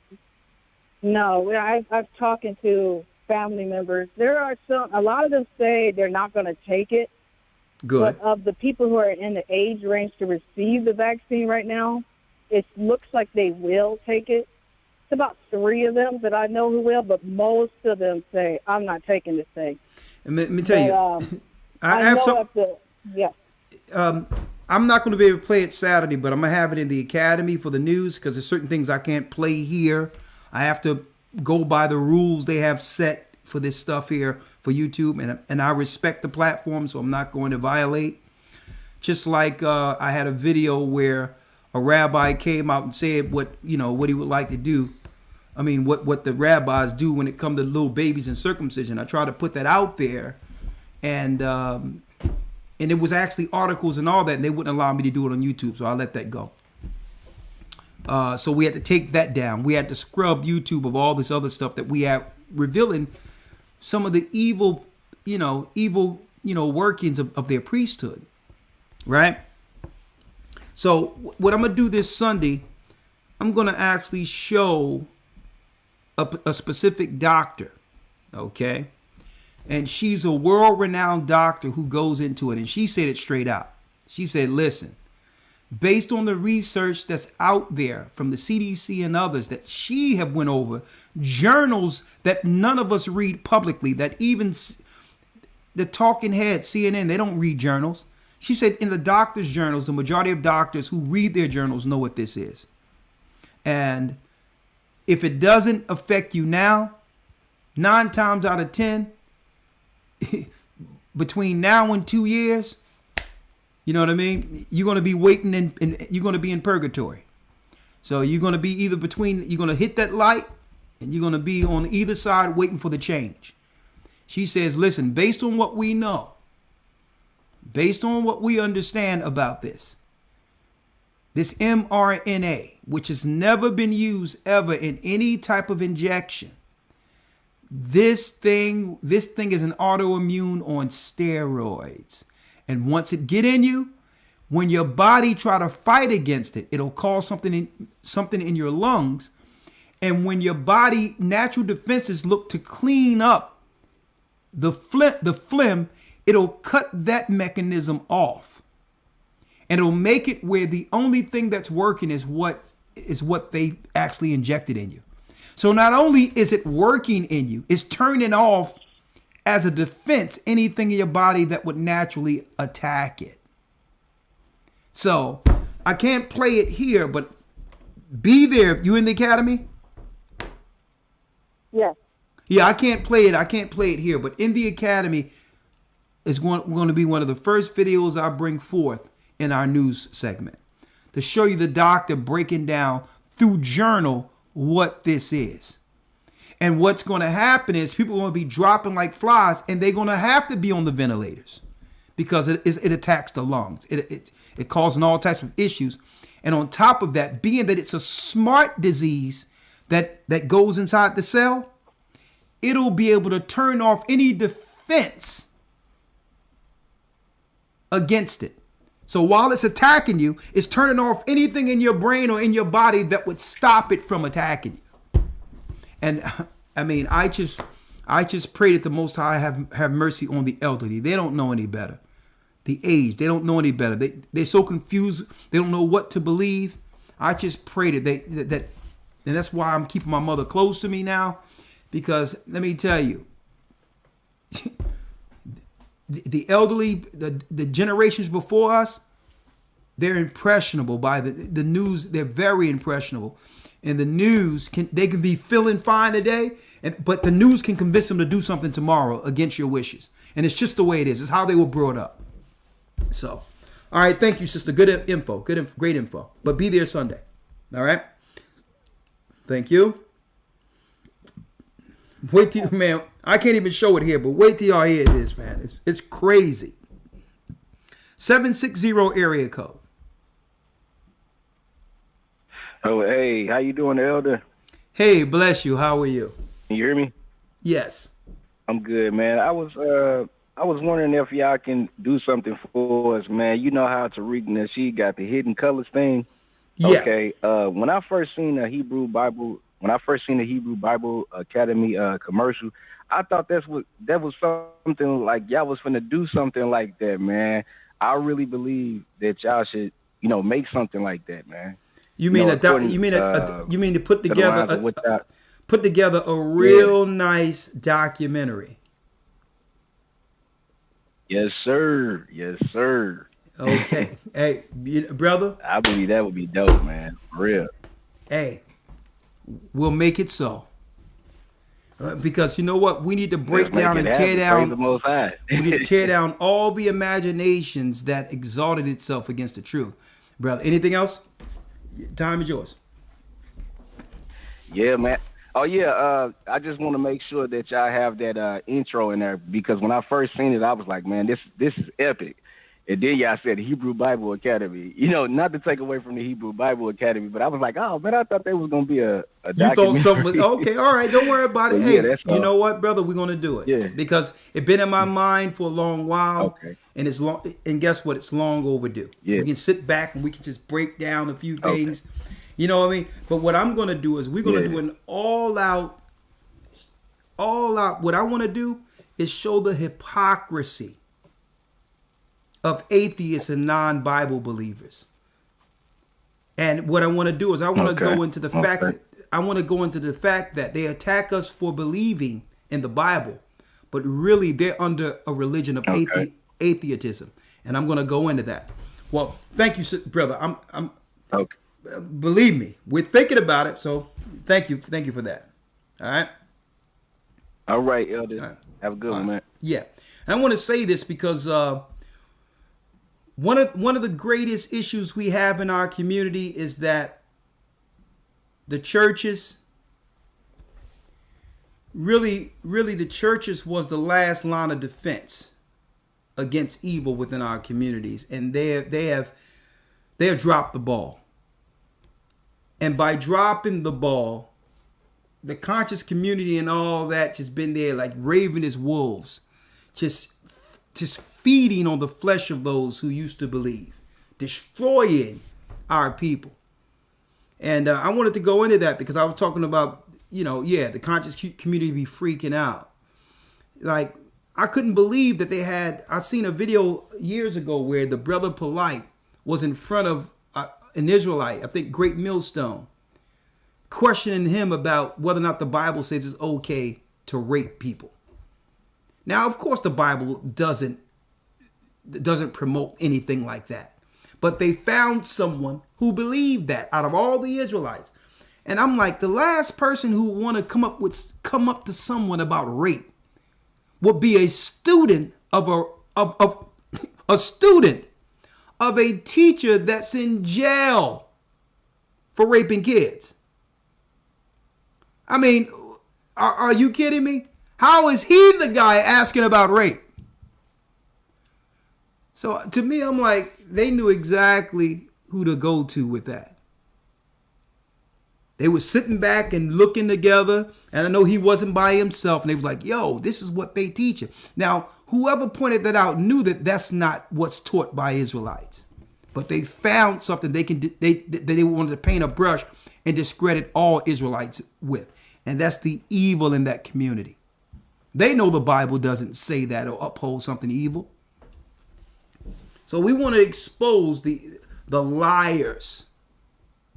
And the reason why they really attack the Bible, the conscious community, because the Bible highlight the evil they have been perpetrating, that they have been using against our community to steal and to destroy and to totally dismantle our community spiritually. The Bible points out each and every one of them as hypocrites. Let's go. 727 area code.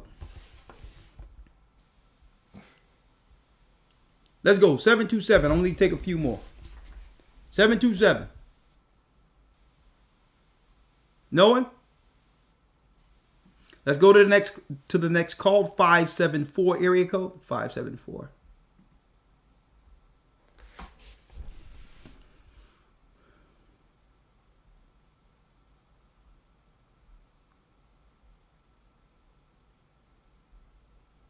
His teacher was Dr. York.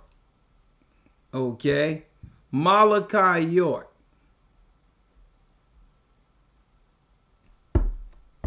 And this guy running around, hey.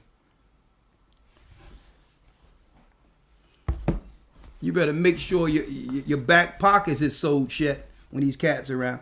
Let me say this. I want to say a special thank you to Lenny Williams. Okay, Lenny Williams from Oklahoma, who gifted the church with some help. We really appreciate you, brother. We did get what you sent, man, and I mean, I'm beyond gracious. Much gratitude to you, brother. Me and Elder Lawyer will make sure we do the right thing with what you sent us. It's a gift, and we praise the Most High. And it's something that can help us even beyond this when it comes to, acquiring things and whatever the case is as far as resources to do more work. So we thank you and bless you. Lenny Williams, I wanted to let you know we did get the package, all right? All right. Let's see. Let's go to the next call. Yeah, one of the biggest issues we have is when our people leave the church after witnessing the hypocrisy there, they only fall to the sorcery that's within the conscious community. 727, and here's my issue with them. None of them are united on one point, on any point together. It's a smorgasbord, it's a jambalaya of confusion. They're not even united in their ideology together, but they can all come together to go against the Bible. 727 area code. Hello? You're live. Hello? You're live. Hi, how you? Shalom. How you doing? I'm blessed by the Almighty. The floor is yours, brother. The floor is yours. This is really a testimony for me. Okay, your phone is wigging out. Can you get it together? I would like to hear it. For putting the truth out there. I remember this year while this whole Corona was going on, and I was looking for answers. I was looking for answers, and for some reason I found you guys on YouTube. Funny thing is, I've been to you guys' channels. Hey brother, do me a favor because I want to hear you. It sounds like you're driving. Can you pull over and get into a good spot so that you don't go in and out? Right. Yes, sir. Yeah, pull over real quick. Oh. Can you hear me now? Did you pull over?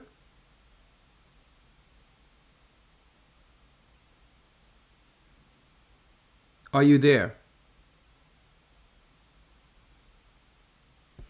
Okay. I really wanted to hear your testimony, brother. So I'll place you on hold and come back, okay?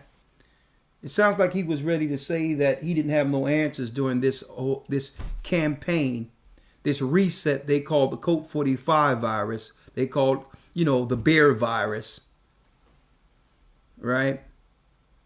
And out of nowhere, he ran into our videos and some level of resolve happened at that point. All right, who we have? I'll come back to you. 470 area code. You're live.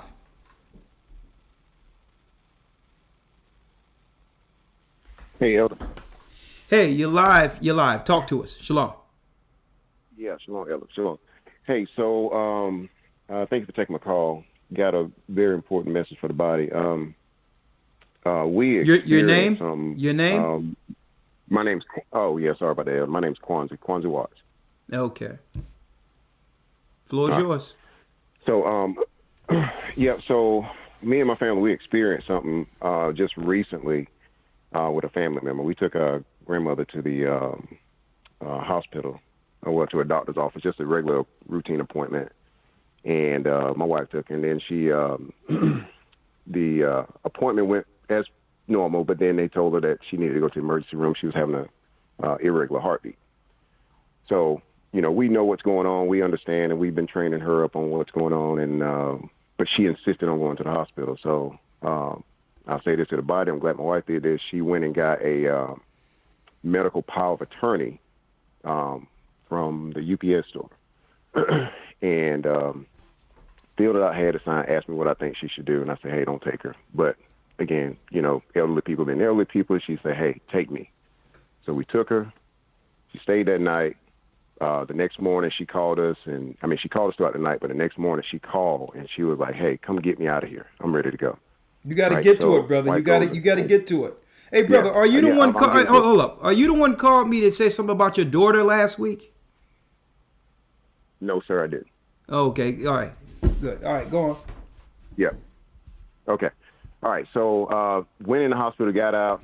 She jumped in the vehicle, says, hey, it's some crazy stuff. She was in the hospital here in Georgia. She said, hey, some crazy stuff going on in the hospital. You ain't going to believe what I saw. So she told about it. But then she took these pills home. The doctor they supposed to, alert us when they gave her medication, but she actually ended up taking some pills and putting them away because she said they weren't part of her normal medication. And these pills are AN058. So we got the pills, looked them up, and the side effects are absolutely bananas, right? Side effects are like bloating, bloody black stool, constipation, diarrhea, fast heartbeat, tightness in chest, trouble breathing, and basically these are pretty much the symptoms that they consider COVID. Yeah, and this is a renal failure type of medication. Well, it's 800 milligrams per pill, and within a 24-hour period, they try to give her 6 of them. Okay? That would have completely just, shot everything down in her body. And of course, that's when they, put you on the ventilators and things of that nature. So just wanted to say to the body, man, get a medical power of attorney, get a power of attorney for your family, man. If they don't know what they're doing, I mean, just try to at least have some sort of control, some sort of say in what they give to your family if they don't want to listen to you.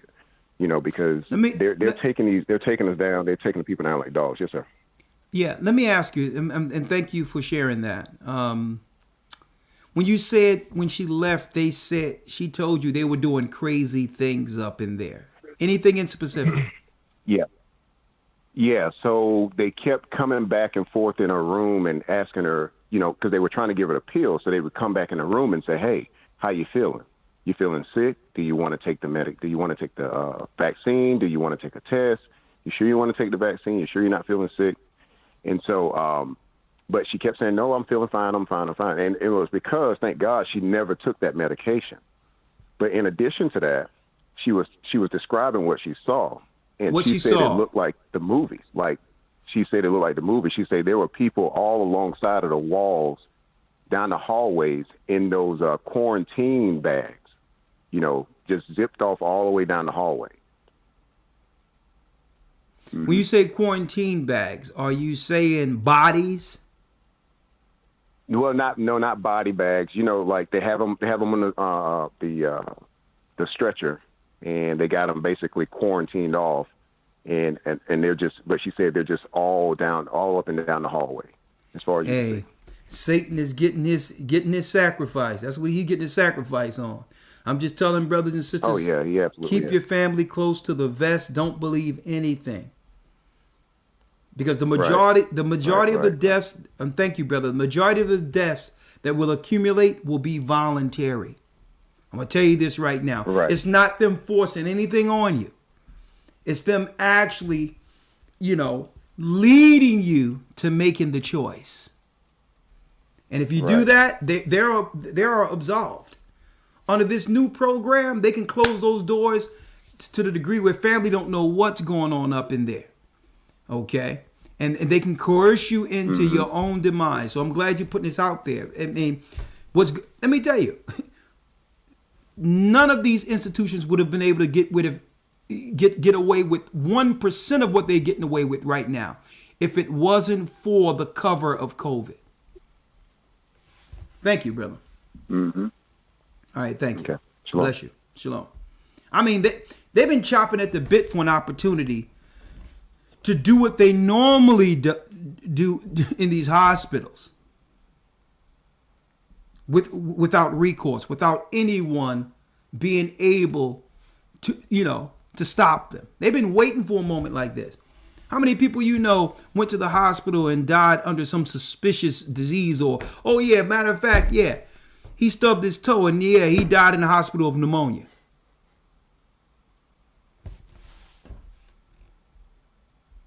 It's like, man, our people don't realize this is a ritual.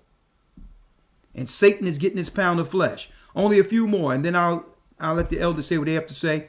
404 area code, 404. Shalom. Hello? Were you on to actually, did you have something to say, or? Because I didn't see you hit the one. Yeah. Okay. Oh, You're live. Sorry. I didn't know I need to hit the one. Yeah, usually you hit the one. Yeah, you hit the one if you have something to say. Usually hit the one button, and that puts you in a queue, okay. And it flags us that you would like to say something. Go ahead. Okay. All right. Well, yeah. I'll just be quick. So I'm in Melbourne, Florida. I'm in the Orlando body.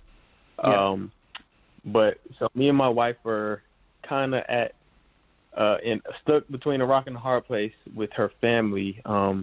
So they actually got the vaccine about 3 weeks ago, and we have been trying to tell them, teach them and train them about the situation, the seriousness, and the dangerousness of the vaccine and things like that. And they kind of just didn't listen. And, my wife is feeling like they don't really respect her or listen to her. And now she's like, what do we do? You're not, brother. You're not between a rock and a hard place. But keep on going. Okay. Well, yeah. Before they talked about like visiting us before they got the vaccine and things like that, and then we was like, yeah, that's fine, cool. But once they got it, you know, we're like trying to figure out how we should go about handling that situation, because now they want to come and spend time with us. No. It's a simple fix. And a matter of fact, Fauci and others were able to put this in place for you. Since they want to follow the rules, it's time for you to follow the rules now. It's called social distancing. Okay? No, you follow that rule. You're not the only people following rules around here now. So it's called social distancing. The social distance is, it's called FaceTime. You know, boom. You got Skype, you got FaceTime. So since you're following rules that you don't know, you don't understand the end of what you're doing, and the fact that there's an incubation period that can cause others to get sick. So right now, since you're exercising rules out there and you're getting stuff shot in you, that's cool. I got a rule that you'll have to respect. It's called social distancing. Fixed. Problem solved. The crazy thing is, they didn't want to come visit us because they had those rules, like, you know, we're getting older, you know, we can't be out and around you all now. Now they got the vaccine. Now it's like, yeah, we coming down. When can we get time off and come down? Like, I'm like, what? That's what happens when they get those guys. Some guys were shot in them. It ain't alone anymore. It's them and other old spirits that operated before the flood. And let's go see the family. Not blinking or nothing. No, social distancing is what happens here, because when you come in here, you're not coming alone. They even told you that this thing enters your cells and change your DNA. You got zombies about to. No, I'm good. You seen The Walking Dead? I'm straight. Listen, I'm straight up. You get something shot up in you and no one have researched it, and it tell you it enters your cells. It's many guys operating with these people. We sent them all of that. All the videos, all the information, links, everything, and they did not hearken onto it. Every demon and their cousin is up in these people that's getting this stuff up in them. So, hey, the only thing I can say is exercise social distancing until you can figure this out. I wouldn't say that your family, you can pray for them, but you don't know the consequences of it yet. It's too early to figure it out. So give your family time. Give your family space. So I wouldn't say just disannul your family and say no, they don't exist. Love them from a distance. You know, anything to say you are? Love them from I guess from a distance. The point I was going to say, you know, we do have to understand, however, that we're going into a time where it says you're going to have to put off the weak nature. Yeah, talking about a rock and a hard place. You ain't been no rock and a hard place. No, and I was going to say the scriptures, even Christ said, eventually it's going to come a time where you may be run underfoot for what you believe. So you have to be careful with getting overly emotional about this stuff and just understanding when it's time to put some space there. Yeah. You know? Hey, lawyer, hey, I'll tell you right now, what is deuces in Hebrew? It's like, listen, I'm going to tell you right now, if you ain't listened to me when I told you, hey, I'm not going out like that. And where's the rock and hard place at? No, we told you not to do it. Yeah. There's no rock and hard place. Yeah. Okay, you made a decision for you. I got to make a decision for my family. For my family. That's who I'm responsible for guiding to the wilderness. So listen, it's cool. We still love you. But I need to check out you and those guys through Portal, through Skype, FaceTime. Utilize that technology, young man, all right?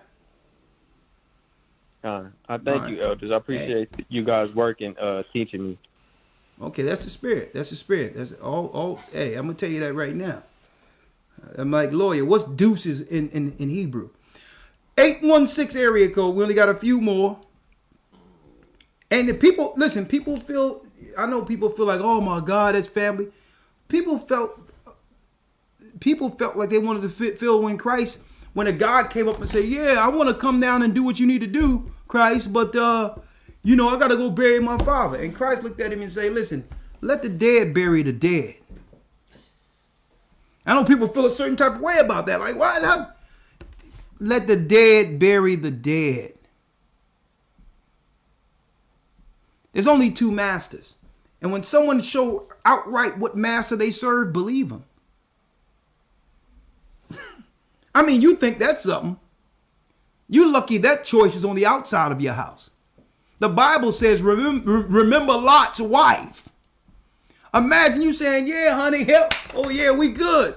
The fire behind you, land of milk and honey looking before you. The angels and took you to the other side. You on the other side.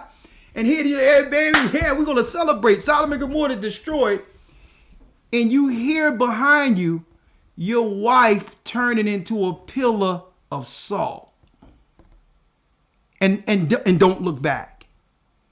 You better be lucky what happened is on the outside of your house. Okay? Imagine being Lot, the wife of his children. He's holding her hand like, yeah, something feel cold right here. And she's sitting there, you know, in a permanent hookup. Totally stoned out.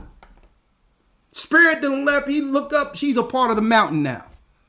You better be lucky, brother. You better be blessed that it didn't happen in your house. You got people that's going to, behind their husband and wife back, go get that stuff up in their house and infect their whole homes. That's what's going to happen. And I'm checking things out. I'm checking out even if I'm around people and they be like, yeah.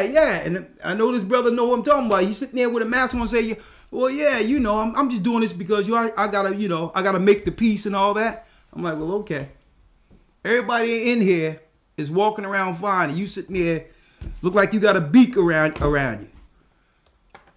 Hey, I'm gonna tell you that right now. Watch what's going on when it comes to family. Family gonna be taking family out. I'm gonna tell you that right now. You've been warned. 3-8, literally. I'm not just talking about just catching the disease. That's a whole nother discussion. 386 area code. It's a whole nother discussion. Come on. How you doing, Elder Ricard? I'm blessed by the Almighty. His name is AHAYAH. Oh man, all praise be to the Most High, man. It's right. A blessing to hear from you, man. I've been following you since 2009, man. Yeah, 2009. What's your name? Man, my name Tyron, man. I'm from Palaca, Florida. How you doing, my brother? Hey, man, everything. Oh, man, it feels so good. I drive semi-truck, so, man, I be listening to you all the time, man. It's good to hear from you. Yeah. It make the rides a little easier, right? A little shorter, right? Yeah, man, because and I say, man, you know what? I'm gonna give you a call one day. I said, man, you know what? I'm gonna see if it go through, and it did, you know. So I feel good. Hey, man, but I've been having this situation, man. Like people in my family, like they eat a lot of swine and pigs and stuff like that. Yeah, so it's like, what you talking about the yeah, man. So what you talking about the pig tongue about the chitlins. Yeah, man. So what you talking about? Yeah, all of that stuff, man. It's bad, but my people in my family, they constantly be sick, you know, and it's more so like a spiritual demon, you know. Man, listen, I had an uncle. Brother, I can relate. I had an uncle that would come to my house, usually on holidays. We growing up on Christmas or whatever the case is, right? And this dude was special. My mother probably looking at this. My uncle would come to the Christmas dinner, right? And I'm like, oh, this dude. Yeah. He cut, brother, because my mother, she used to cook those chitlins, and she'll tell you, I couldn't stand the smell of that, having a clean, and it's sticking to the walls, and you name it. She used to cook those chitlins. And I had an uncle, brother. That he came to my house every time, and me and my sister, we would laugh, cracking about. I'm like, I bet you he have it. This brother would come to our house with a bottle of vinegar and Louisiana hot sauce. Oh man! I'm for him. I'm like, what's up with this guy? Ready for the chitlins every Christmas. I'm like, dude, we shop up in this house, man. He would bring his own vinegar and hot sauce. So don't tell me. Listen. Let me tell you, eating swine is a ritual for our people. It's like we gotta break that, it's man. Like we pray to the spirit of Porky Pig before getting to the house. It's like you got vinegar. I'm like, this dude is coming to dinner with condiments. That's my stuff. I mean, yeah, I had an uncle like that, so I know we make pig a ritual. But talk to me. Yeah, man. So I be trying to help my mom, man, and it's just hard for them to leave it alone. And they constantly sick. They in and out the hospital. The doctor wanted me to pull the plug on my mom at one time. I told the doctors, "You're not the Most High," and then a couple of days later, man, my mom came up out of there, man. Praise the Most High. And it was a blessing, man. So I try to get on to tell her about the fish and the vegetables, the way Jesus ate, where Yeshaya, that's the way Yeshaya ate, to tell her about that. But it's just hard, man. Our people. And especially like with the black women, it's like the black women, they torturing their bodies, like, they don't, it's just the black women is just kind of hard to get to them, man. Someone says he had an uncle who brought hot sauce too. I thought I was the only one. I'm gonna tell you, brother. Brother, it's deep. It's deep, right? What I'm saying here is because what we didn't know why. The reason why out of all the unclean animals, the Most High said in specific, don't even touch the pig's carcass. Because it's an abomination. And now we find out that there's rituals amongst the Gentiles to pray the demons in their society into the pigs. And you wonder, and they aim this delicacy, as they call the other white meat, towards us. This is why we riddle with confusion and demons, because we're eating these spirits that are ritualistically sent into the swine. There's many things the Most High said, what is unclean for you, unclean for you, unclean for you. But the pig in particular, he said, don't touch his dead carcass. And the bad thing about it is too, they putting the real coronavirus inside of the pigs now. The coronavirus is inside of the pigs. Yeah. They're injecting the coronavirus inside the pigs. Believe it or not, the pig is really one of the major agents and ingredients they're using, because why? The pigs can, with their phlegm, with their pus, it develops phlegm in our lungs. It's one of the key animals they use. Keep in mind, pigs don't sweat. Okay, they sweat, and what happens? It comes out of a gland in their foot. They sweat on the inside, and that's pus. That's sickness. Yeah. Okay, so the whole thing is when that pig died, all that death and disease that killed it is in the food, and this is why our people out of shape. We're obese. We're overweight. We're dying of the disease, and not only that, we get the spirit of gluttony by eating the pig. Because pigs eat, they eat until they die of their own appetite. So what happens? Our people take on the spirit of swine.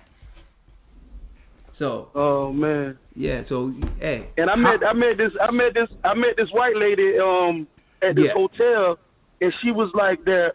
Her dad had died from gonorrhea. She said that gonorrhea was inside of the pig. So I'm like, how can your dad die from gonorrhea inside of the pigs? And, gonorrhea used to be like in your sex parts. Oh so man, you getting the Gondorier is inside the sex part. You getting a little. So that means getting a little loose. It's 11 o'clock, brother. I gotta go. Yeah. So that. All right, my brother, but I don't know where this is going. It's that. Yeah, no, but I'm just saying, like the inside of the swine, it got the syphilis in it. So when with the Gondorier inside the pigs, so that made me think about it. Her dad is having sex with the pigs and getting gonorrhea. So no. Let me. It's called prayer, brother. Hold tight, real quick. I want to say this real quick. Because maybe they used the pig to come up with those diseases. I wouldn't be surprised, but this was digressing into uncharted territory. Before we go, I want to make sure that if the elders have something to say before we go, because I'll continue this Sabbath, breaking down the sorcery of Babylon. Elders, if you want to say something, the floor is yours. Any of you here? The floor is yours. No, sir. I'm good here. You good? Yes, sir. Okay. Hey, what y'all didn't know is that Christian churches are the spiritual priesthood of ancient Babylon. That's one side of it.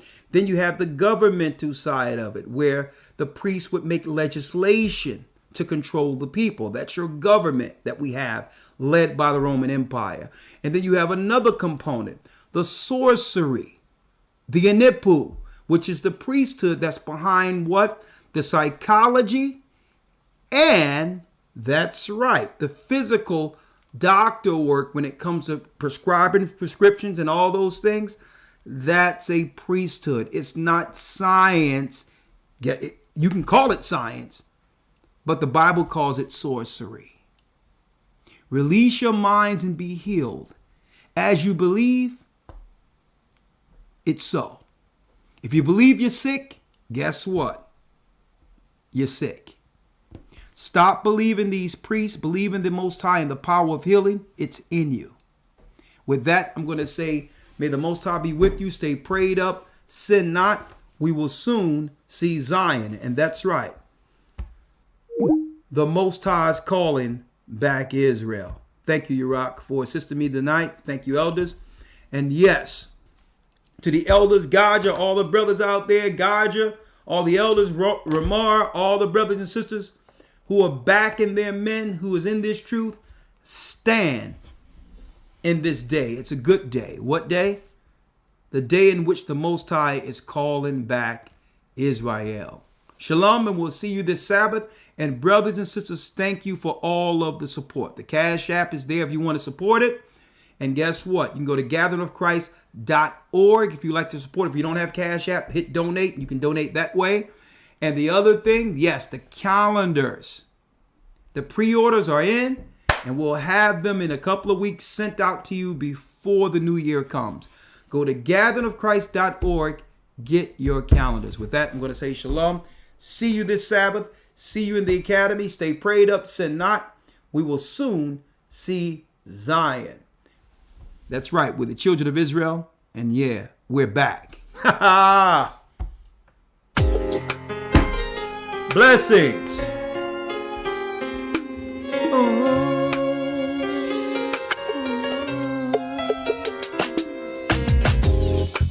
The east is where we're from. The 12 tribes of Israel. In 721 BC, the Assyrian king, he took us down, we fell. With the great escape we went through the Euphrates. The Lord held the water still. To a land where no mankind dwelt, we went. The 12 tribes of Israel. So we be Manasseh, the Cubans, Ephraim, from Puerto Rico, Nepali, from the Isles of Hawaii. The Lord is calling back Israel. From Panama, Cat, the North American Indians. Simeon, the Dominicans. AHAYAH gathering Israel. The Arabs and Africans told us at gunpoint. Together our wives and children and sold us. In the belly of these great ships. Oh, let's go. Feel it.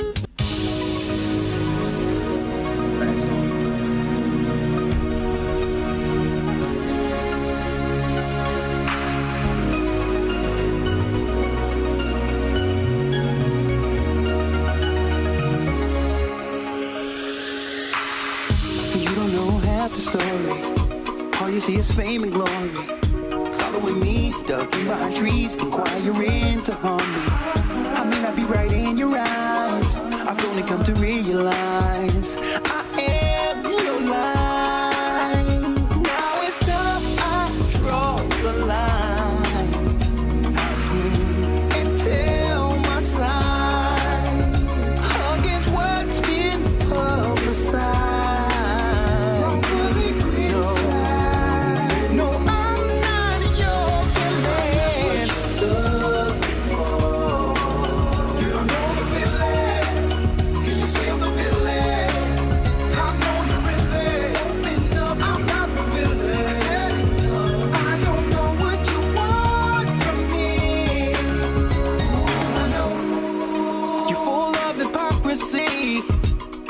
Those you can't control, yet ignore those who are worse than me. Does one mistake turn me a villain? See, there's abuse one can't see, like the scars you left and turn. Now it's time I draw the line and tell my side against what's been publicized.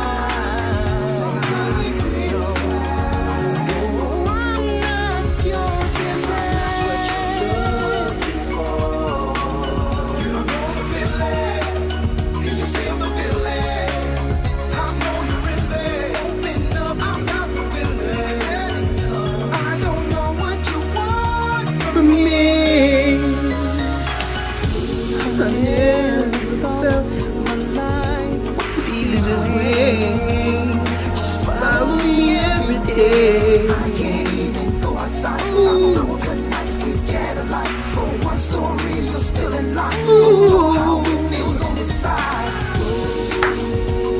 What about the way every day treating you like I'm not ordinary? Yeah. Don't you live your life, and I will live mine. What you looking for?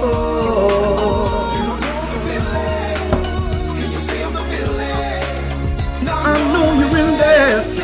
I'm not the villain. I don't know what you want from me. What you look for. Hey, you know the villain. You're the villain. I'm not the villain.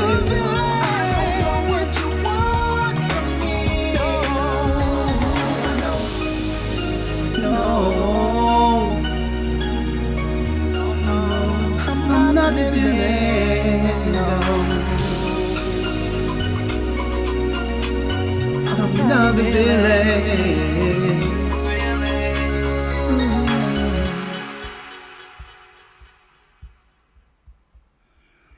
So don't just stare and walk right by. Please reach out and pick me.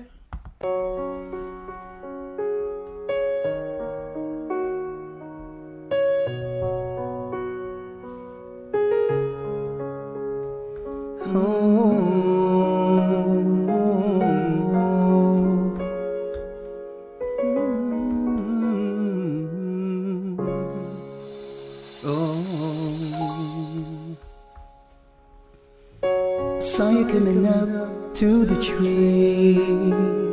Pick me, pick me. I'm ripe for the take, can't you see? Don't overlook me, me.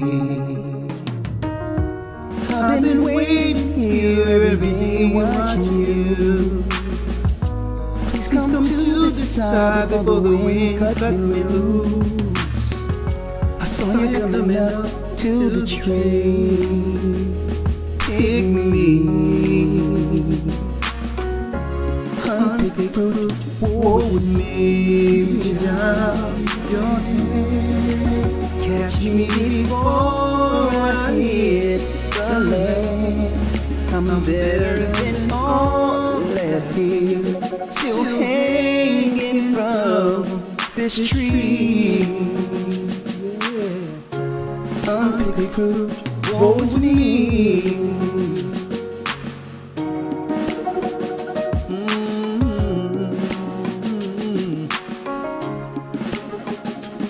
I can feel it, feel the weather changing. I see rain and shaking leaves.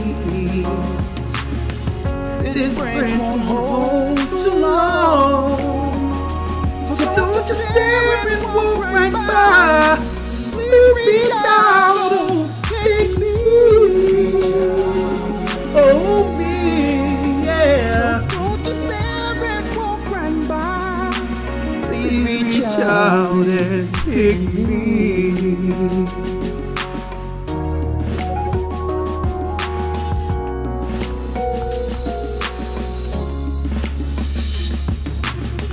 I hope it won't take long before you begin to turn my way. I'm strong, I gotta hold on, but I don't know when. When's the day I fall away?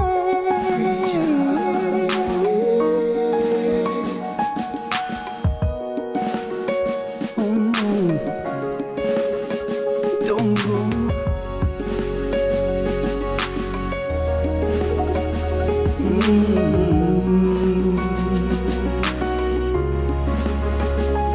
I can feel it, feel the weather changing. I see rain and shaking leaves. Oh, I saw you coming up to my tree. Pick me, pick me. I'm right for the take, can't you see? So don't just stare and walk right by. Please reach out, take me, hold me. So don't just stare and walk right by. Please reach out and take me.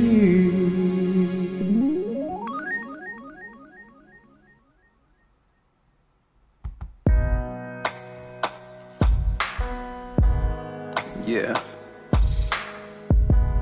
She used to hang out not too far from here.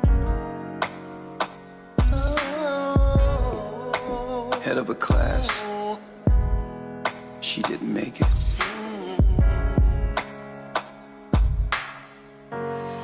Just an ordinary girl from this old country town, a place not too far from here. It could not hold the dreamer there. A smile can light up a room, and she knew just what to do.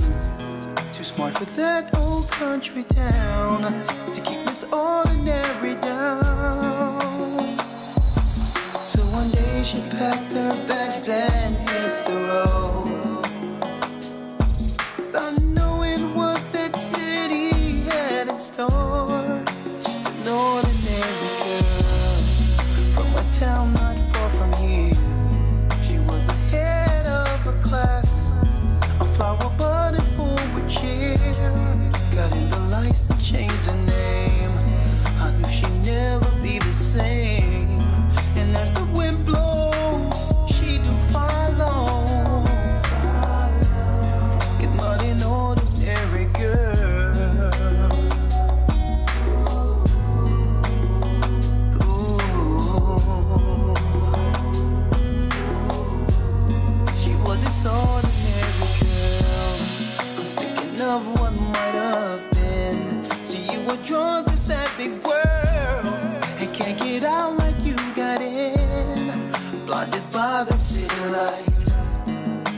smile is getting old. You had no idea that the price for that city was your soul. So one day she packed her bags and hit the road, without knowing what that city had in store. Just an ordinary girl from a town not far from here. You were the head of your class, a flower budding full with cheer. Got in the lights to change your name. We knew you'd never be the same. And as the wind goes, you do follow. I'm talking about an ordinary girl. Ooh.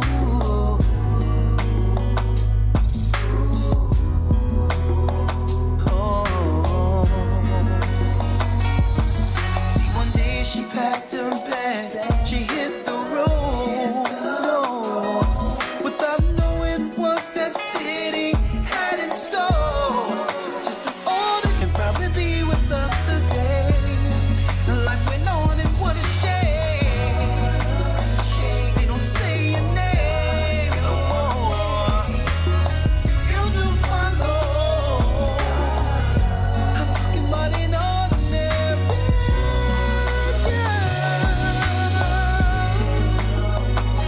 you went away. You're gonna change your name. And as the wind blows, you do follow. Talking about an ordinary girl.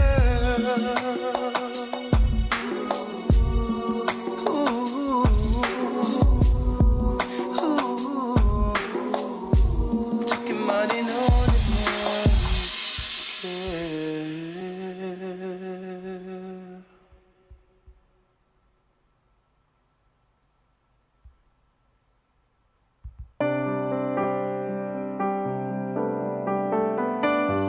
Hey, oh,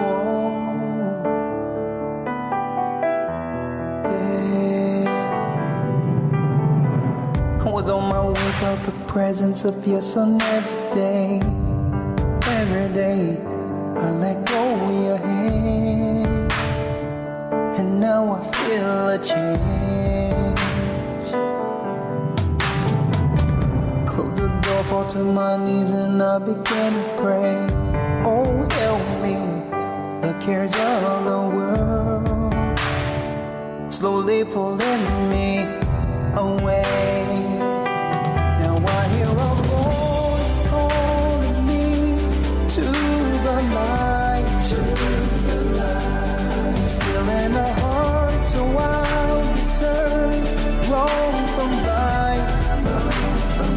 I met a fork in the road. Which way should I go? My Father said, Spirit, help me find. Save me. Bible fell on the floor and open to the Lord, and I can't believe what I saw. I saw me sinning willfully. I won't break your law no more. Send your son, open my door back to me. Oh Father, please forgive me. Save me, calling me to the light. Still in the heart, so I will know wrong from right. Let it fork in the road, Lord. Which way should I go? My Father said, Spirit, help me find. Come save me. Shine down on me. Shine down. One of your sons of Jacob. Lord, I believe.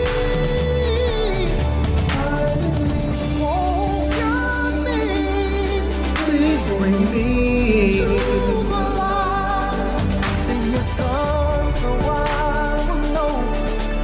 Wrong from right, I'm at a fork in the road. Which way do I go? My Father, send your spirit, help me find. Save the voice calling me to the light.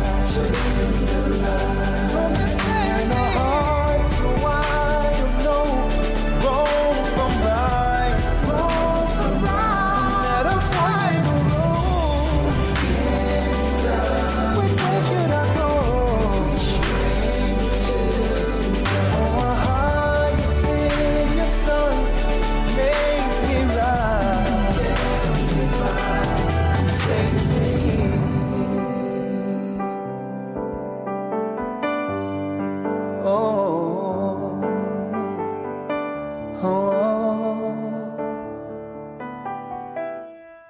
Come save me.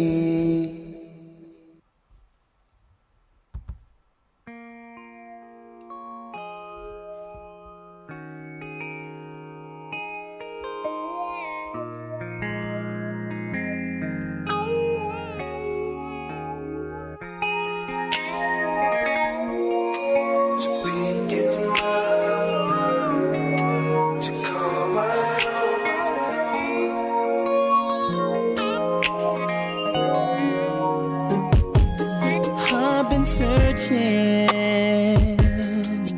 for someone like you. They say fairy tales aren't real, but you're a dream come true. Just when I thought my heart was lost, you came into my life. And when my world was upside down, you helped me make it right. I wanna know what it's like to be in love. Find someone just to call my own. I wanna know what it's like to be in love. To find someone to call my own. I wanna know what it's like to be in love. To find someone just to call my own. Let me know what it's like to be in love. I never thought I'd ever give my entire all again, but you came into my life, and now I want to sacrifice. You are changing my perception with your honest love and affection, giving my heart away. Maybe I'm falling for you, baby. I wanna know what it's like to be in love. To find someone just to call my own. I wanna know what it's like to be in love. To find someone to call my own. I wanna know what it's like to be in love. Just to find someone to call my own. Let me know what it's like to be in love.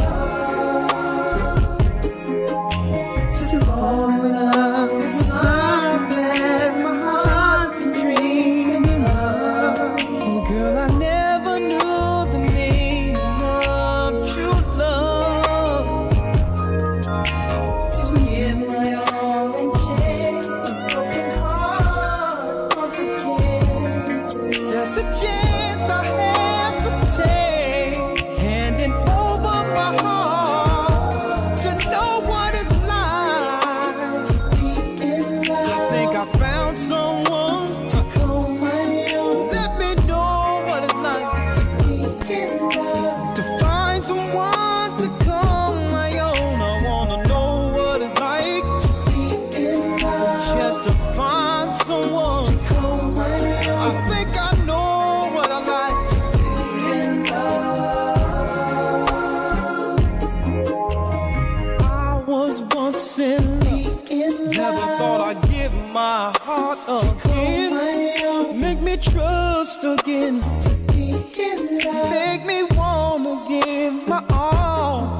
But when I laid my eyes on you, I felt something old brand new. I wanted to be in love.